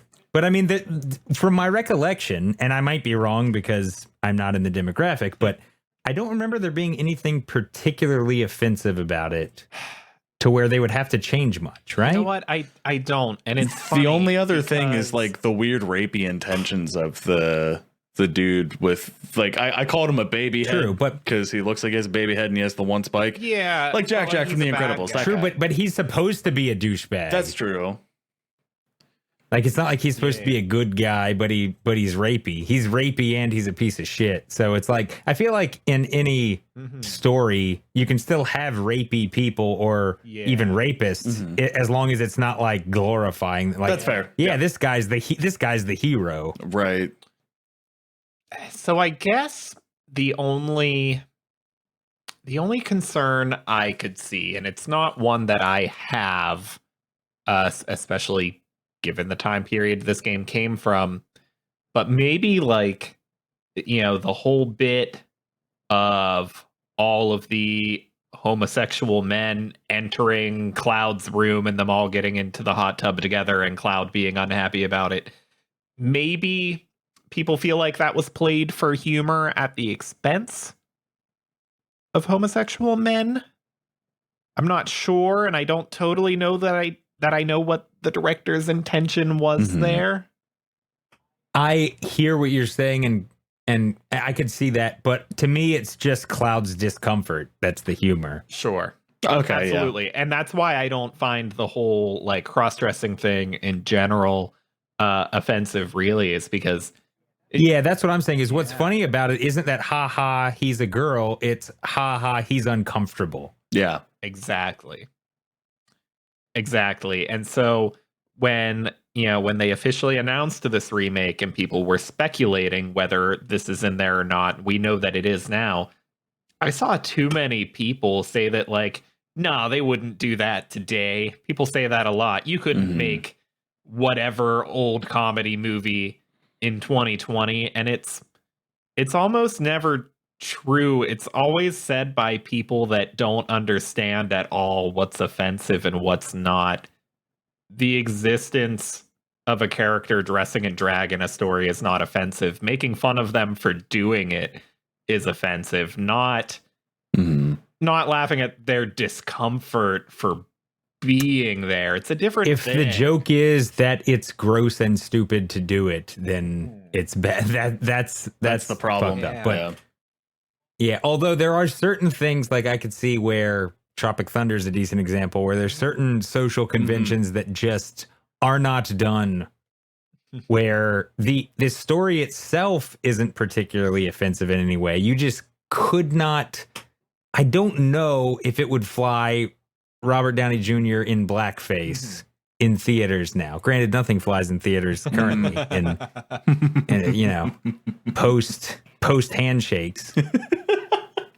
Yeah, you know what? I guess that's fair, because there was, like, just recently, for some reason, I remember, like, a weekend where all of a sudden there was controversy about Tropic Thunder's 2008. I don't know what brought it back. Oh, Downey talked about it in an interview. Yeah. And, like, brought out the controversy again from, like, people that didn't get the joke, people that didn't get the difference between a person actually doing blackface and a person playing a character that does blackface. They couldn't get past the fact that he technically had to put on blackface to do it, even though they weren't illustrating it as a good thing. Part of the joke is that is the reality of how ridiculous it is for him to do it. It's like the problem is people in mass, especially if they haven't actually seen or heard or watched or whatever it is, people like to they have a tendency to, this thing is whatever it is, say blackface is a decent example, without the context of what it is in the movie, that thing is bad, which is generally true. It's fucked up generally. But within the context of the story, that's not what it is. It's kind of like the making fun of cross-dressing thing with Cloud, which is not really what's necessarily happening. But the headline looks bad. Yes. Because it's Robert Downey, whatever, like currently modern day, it would be Robert Downey Jr. in blackface. Yeah. That's what people hear about, is certainly that haven't heard it or seen it. Yeah, sure. So I guess if they're considering making Tropic Thunder in 2020, then the thought doesn't become, is this offensive? Because it's not. The thought process becomes, are there enough dumb people on Twitter that we don't want to risk hearing them call it offensive? Absolutely. Can this get spun into that? Which is really disheartening about art in general, but certainly like, a lot of movies where, kind of like taking, I guess you could say risks. I don't even know if I'd call it risks, but taking risks like that just make, generally speaking, more interesting movies where it, like every piece of art playing it safe is just boring. And I mean, I definitely understand not trying to perpetuate shitty things that affect people negatively, but at the same time, all of it, if it's all about, to me, it's all about where it's coming from. Is it coming from a place of fuck this group of people? Yeah. If it is, then fuck them. That's not cool. And I'm not interested in whatever they're saying with their art. But if you can't do anything within that even realm, you can't even touch it with a 10-foot pole because it's so toxic that now your art can't even mention that it exists. Right. Let's say you can't even mention that Nazis exist or whatever it is because it's such a fucked up thing. But you should be able to obviously mention the fact that they exist, but probably address it in a way where you're not glorifying them. Yeah. We actually just had this conversation somewhat when Dalton, you talked about the what was it, Lords of Chaos? What about it? This is a movie about Mayhem, a biodoc on the band Mayhem. Yeah, because we were talking. I was talking to you about it, like, because they're fucked up people, and I was worried about it glorifying them and the actions that they did or partook in, or all the characters are doing horrible things, but does the movie actually say this is acceptable? I don't think it does. So there's your difference. Right? Does the writer or director seem to think the behavior is appropriate? It's like, murder's fine. Oh well. Yeah, they're still the greatest people ever. That's the thing, is that it's like, actually, did I just say biodoc? I made up a word. Biopic is what I was looking for. What the hell? Anyway, it kind of relates to Tiger King in a way, though, where it's like the Joe Exotic thing. It could be seen as glorifying him in a way, but I mean, he's most likely guilty and was found guilty of the murder for hire plot. So he's kind of, if you go by what he was convicted of, a terrible person. But kind of the hero of the movie. Mm-hmm.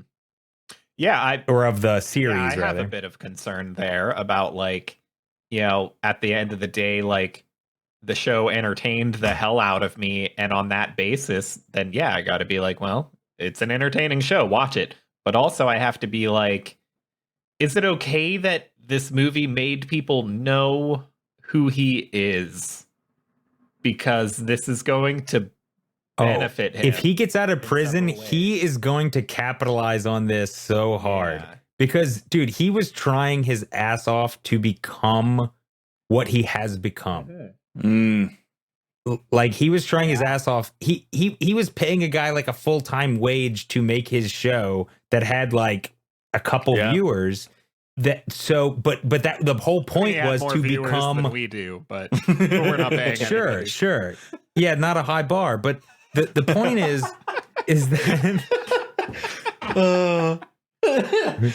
But like, he wanted to be that. What he became with this series, like that's what he wanted. He wanted just people to know him. He wanted notoriety and to be like a guy that people recognized. Now that he has that, dude, if he gets out of prison, which who knows, probably not, but if he gets out of prison, oh, dude, he is gonna capitalize so hard on the success of this thing. And maybe the justification can be. Investigation has reopened on Carol Baskin's husband. Oh, dude. And if that leads somewhere, maybe that makes this whole thing okay. She fed him to the tigers, folks. I mean, let's call a spade here. She fed him to the tigers. Fed him straight up to Red 13. You don't say if you didn't kill your husband. You don't say, wow, that would be crazy. That would be what? That would be a really strange thing to do to feed him to the tigers. Why, I would never. I've never heard. You don't say that. Murder. You would dismiss it and be obviously somewhat upset about the notion that you would murder him. And then she started talking logistics. She's like, no, why would you do it with the meat grinder? You wouldn't do it with the meat grinder. Look you would how do it small about my meat grinder is. Like, what the fuck? She's like, yeah, that's not even enough for a full human body. I measured it. Like, she's so obviously fucking murdered her husband and fed him to the tigers, but didn't OJ write a book called, like, If I Did It? Yeah, which is basically, without actually saying that line, what Baskin was doing in the interview, which is like, she was talking logistics, but also with a straight face, not like, she was saying like that it, like the things that certain specifics that people were accusing her of, she was talking about how that's unrealistic because of XYZ, but it's as if she had thought of it. Yeah. Like, it would be like, oh, no, I couldn't grind him up in the meat grinder because it doesn't dissolve enough, or it's not heavy duty enough or whatever. But she had clearly thought about it. Like, she had an answer. Her confession's going to start with, well, I watched a lot of Good Burger from Nickelodeon. You mess with Kurt, you go into the grinder. Nothing. I don't think anything would incriminate her more than taking the stand if she was on trial. Because just the way she talks about it is like, oh, I think this bitch killed her husband. Pretty sure you don't be like, imagine being, why on earth would I do such a thing? Imagine being part of a documentary that exists because its main character has lured straight men into a gay relationship with meth and willingly, like, killed alligators to make other people look bad and mistreated other animals in general. And imagine coming out of that documentary like being the least likable person. Yes, exactly. Just from the that has to be a bit of a blow to the ego. It's like I'm less likable than this guy, and that's it does blow my mind. I mean, not that we're doing a Joe Exotic podcast here, but these guys were like, you know, seemingly fairly straight, claimed they were straight, ended up, well, not Travis, but the one ended up with a woman, and no homo, obviously, but you know, quite decent looking gentleman. Mm-hmm. What the hell is going on? Is it just the meth? That's what I ask myself every day. A lot more than meth for me, man. It would have to be. I feel like I could get meth without that. If I really wanted meth, there were other ways other than marrying Joe Exotic. It just seems like there's better ways to get it. God damn it. It's like I'm picturing them weighing their options, you know? Really like meth, not gay. Well, I guess I'll marry Joe Exotic for the meth. I just don't get the weighing. Job. Joe Exotic. He also has tigers, I guess. I could end up in a music there video. must be something about the guy. I don't know. But I'm keeping my distance. Once you get locked in his gaze, he's gonna fucking turn you gay. At least gay enough to marry him. There's something first taste for free. Something about his appearance that just isn't translating into the camera. Yeah, I mean, I see his likability, but not in like a cult leader way. In like a goofy, that's my goofy friend sort of way or something, but not like I'll follow you to the ends of the earth. Not voting for him for governor or president. That's for it's sure. Always that damn smile. In a like, this is my misogynist uncle who like makes me laugh, but I'm not going to introduce people to him kind of way. Yeah. Yeah. Yes, more so that. Much more than, I'm pretty sure he got like close to 20% of the vote for governor in Oklahoma. Wow. So a disturbing percentage of people there either thought this is funny, so I'll just make a bullshit throwaway, or they wanted that guy to lead them. You could have all the meth you wanted. Based on the current state of politics, I believe that Joe Exotic would have won if he ran as a Republican. Yeah, that's fair. That's fair. It's really just, but honestly though, the thing is he wasn't enough of he was a narcissist in a different way. He needed to be more of a narcissistic liar in the sense of like in his campaign promo, you know, he started it with like, I'm brokered and shit. But Trump would go, I have more money than God. So he needed to go more that way.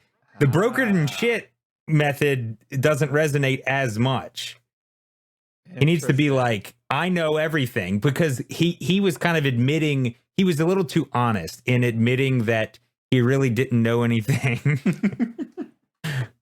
See, you cannot know anything, but you have to tell people that you do. It is so ridiculous that we just got led to a scenario where we have to critique Joe Exotic on being too humble and too honest. Exactly. But it's real. Yeah. So that's the amazing thing, because it's hard to think of many people that you might know that are less those things than Joe Exotic. But in terms of politics, I guess that's what's working. Mm-hmm. So Final Fantasy VII. Final Fantasy VII. You know what I want? There's another out of Final bit. Fantasy VII. I want a sequel about the 400 years after Final Fantasy VII. If the last episode of this series does well, they will keep making more. They might wait 2 decades to do it, but there will be more follow-ups. There is one more bit that I'm curious about whether this gets censored. And I don't mind if they choose to do it or not to do it. I'm just curious. But when you're climbing the stairway into Shinra Tower, one character, I believe it's Tifa, refers to another character as a retard. Really? I don't remember. I think that's correct. Yeah. Which in 2020 Yeah, they definitely won't put it in. Yes. They definitely won't put it in. If that did happen, I don't remember it, but if that did happen, they won't put it in. Yeah.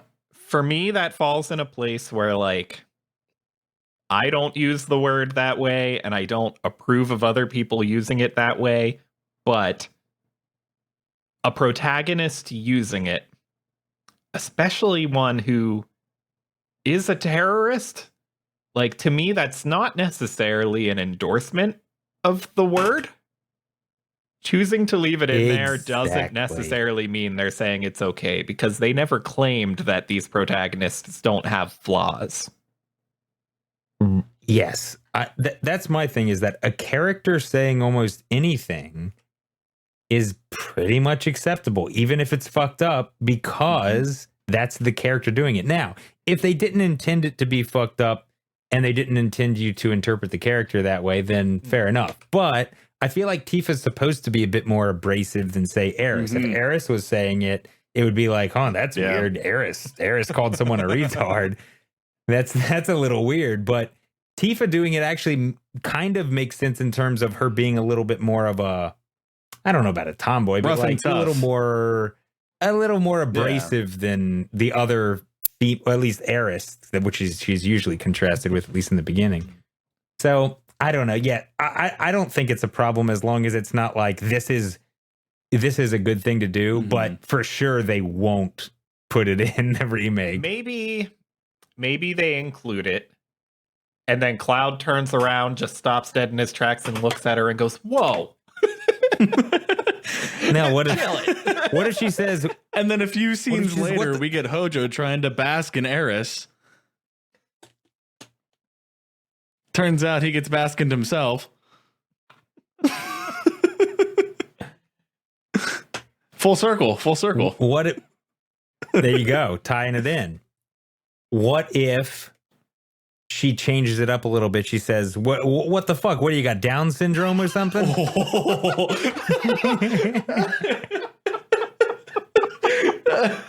But yeah, they could just double down on it. Yeah, I don't know. They could. I don't know what the right way to go with it is. Maybe they just make her, they lean in full on and make her like actually hate mentally handicapped people. Like just the whole game she's dropping. Maybe she drops the N-word. Maybe she's just awful the whole time. Oh boy. Now we've got a different Tifa. We're looking at a different Tifa now. But then that settles the argument, I guess. Yeah. If whether you would rather go with her or Eris. It's her for sure now.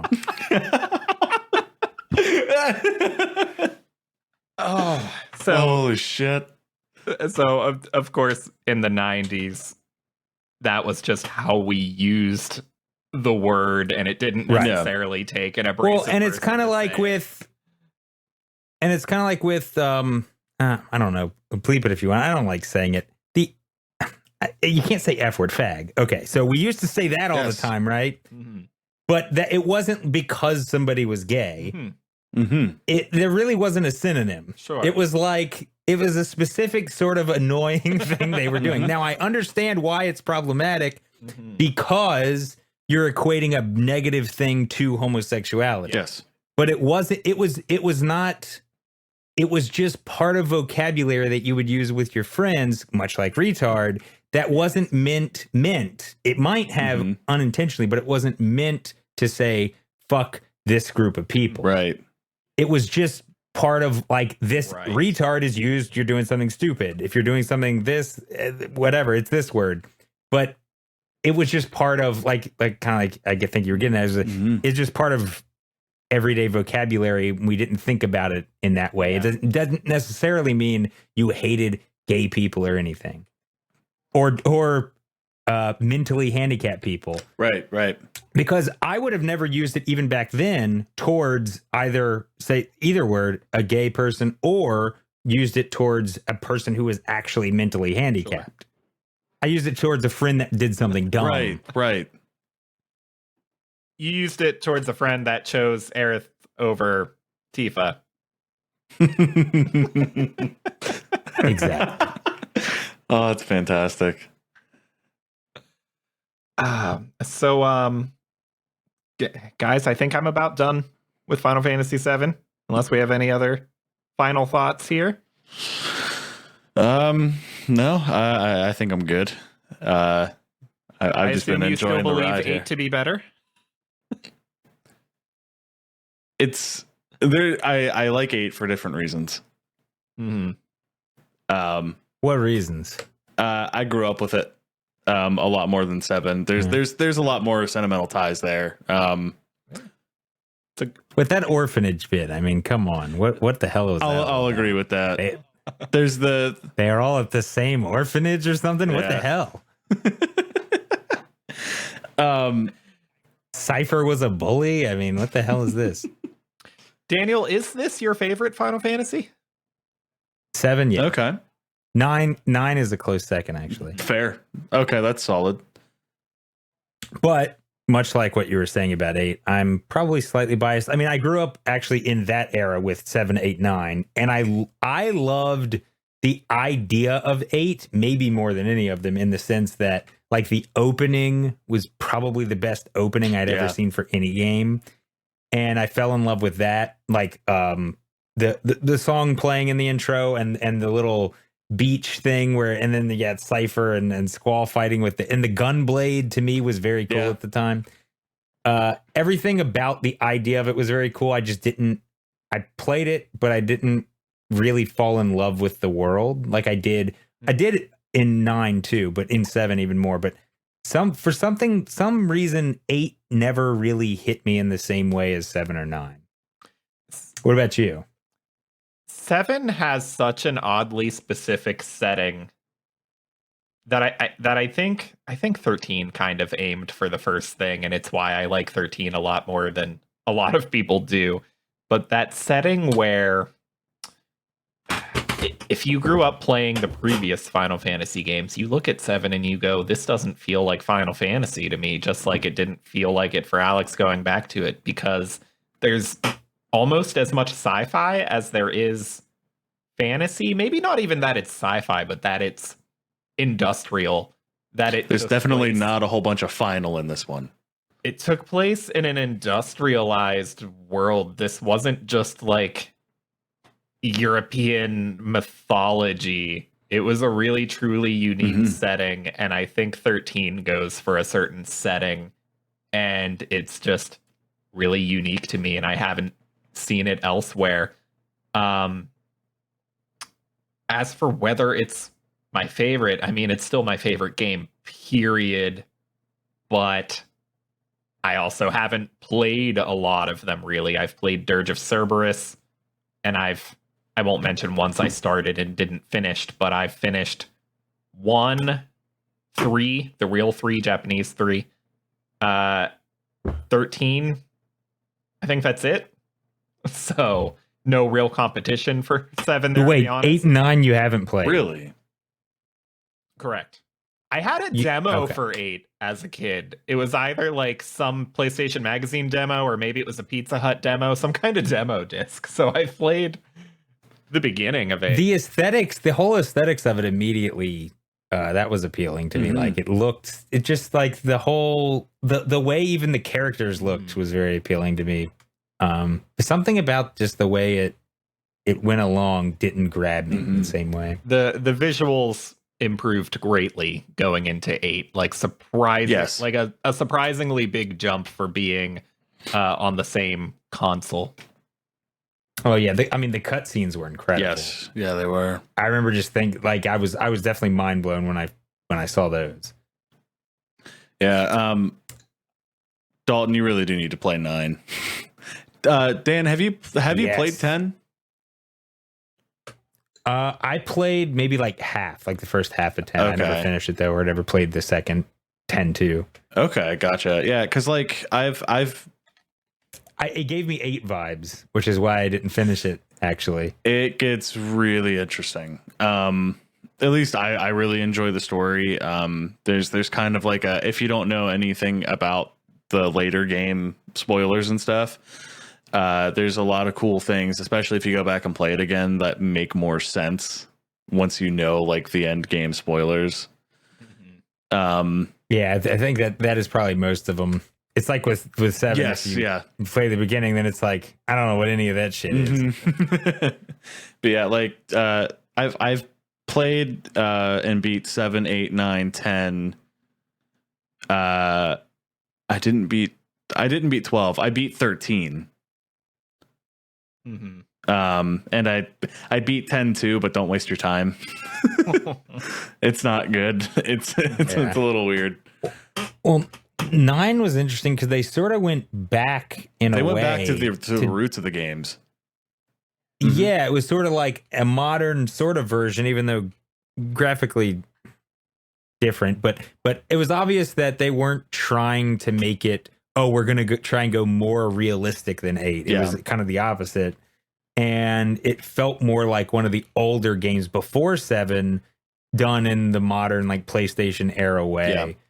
But 9 is definitely one I still love everything about, like the entire world and the characters and everything. I still will have like I get like kind of flashbacks almost where it feels like, and maybe most people that play games or with movies or whatever, I get like flashback where it's like I almost confuse the fact that I didn't do any of that. But 9 is one of those games, like certain games will enter my mind in that way where it's like I'll feel like I was there in a strange way, which is what 7 did to me in a big way.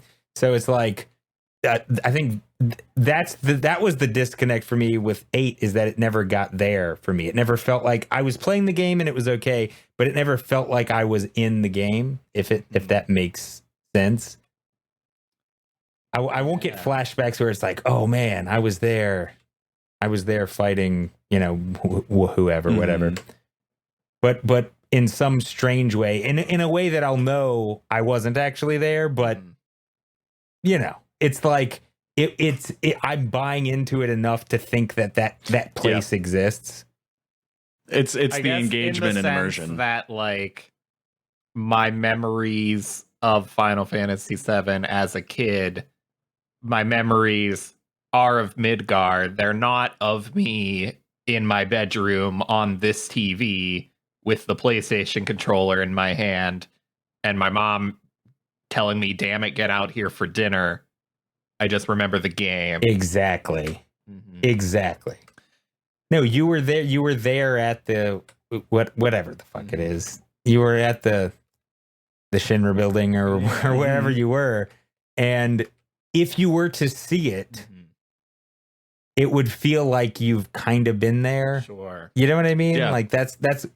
I always fantasized about, and I kind of mentioned it earlier, but like I fantasized about like, man, if they had the resources to build a theme park, that was whatever game, but ideally 7, but like really not built the entire world. You just can't, but enough of the key parts where it's like, I feel like it would feel for a lot of people probably like this strange deja vu where it's like, man, I've been here, but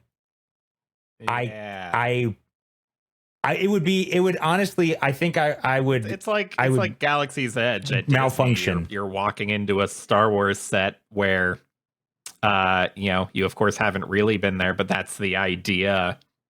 Man, wouldn't it be something? I know there wouldn't actually be enough interest to justify it, but wouldn't it be something if there could be a whole Final Fantasy themed park, not to one particular game, but just of the franchise?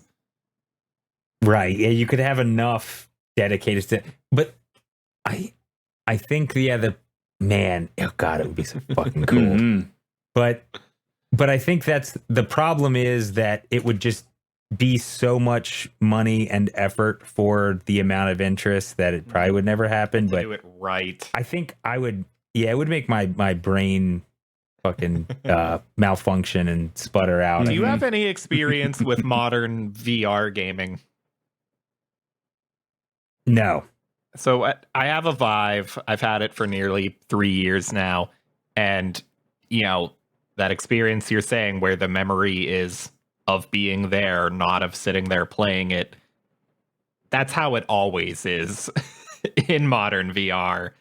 And when I think back, 50 years from now, if I haven't been killed by a plague, then big if at this point. I'm not going to remember, when I think back to playing Skyrim VR, I'm not going to remember what headset I was using or what home I was living in or what VR controllers I was using.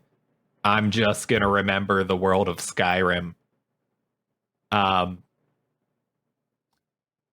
So if Final Fantasy VII could eventually work its way into VR, that'd be sweet. Maybe we'll see a mod happen. There's good reason to believe this ends up on PC eventually, and then we'll see if mods can make it happen. But yeah. I guess my final thoughts are bring Final Fantasy VII into VR, please. That'd be great. Yeah. This is what it means to go even further beyond. And or a theme park. Definitely with that. That's one step beyond what I even wanted with the remake. That's right. So that would be perfect. And even if it was just I don't even know what you would call it. Not even a game. Just let me walk through. Sure. Oh, like a walking simulator. Just let me explore the world. Even if have maybe some NPCs and shit, but just let me. It doesn't even need to be a game. Just let me walk around.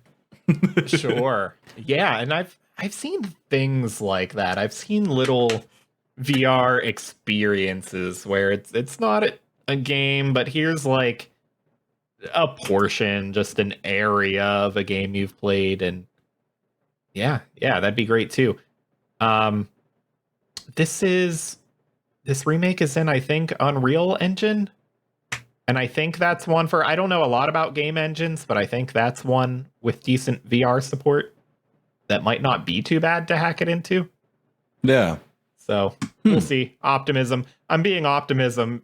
I'm being optimism. Good job, Dr. No.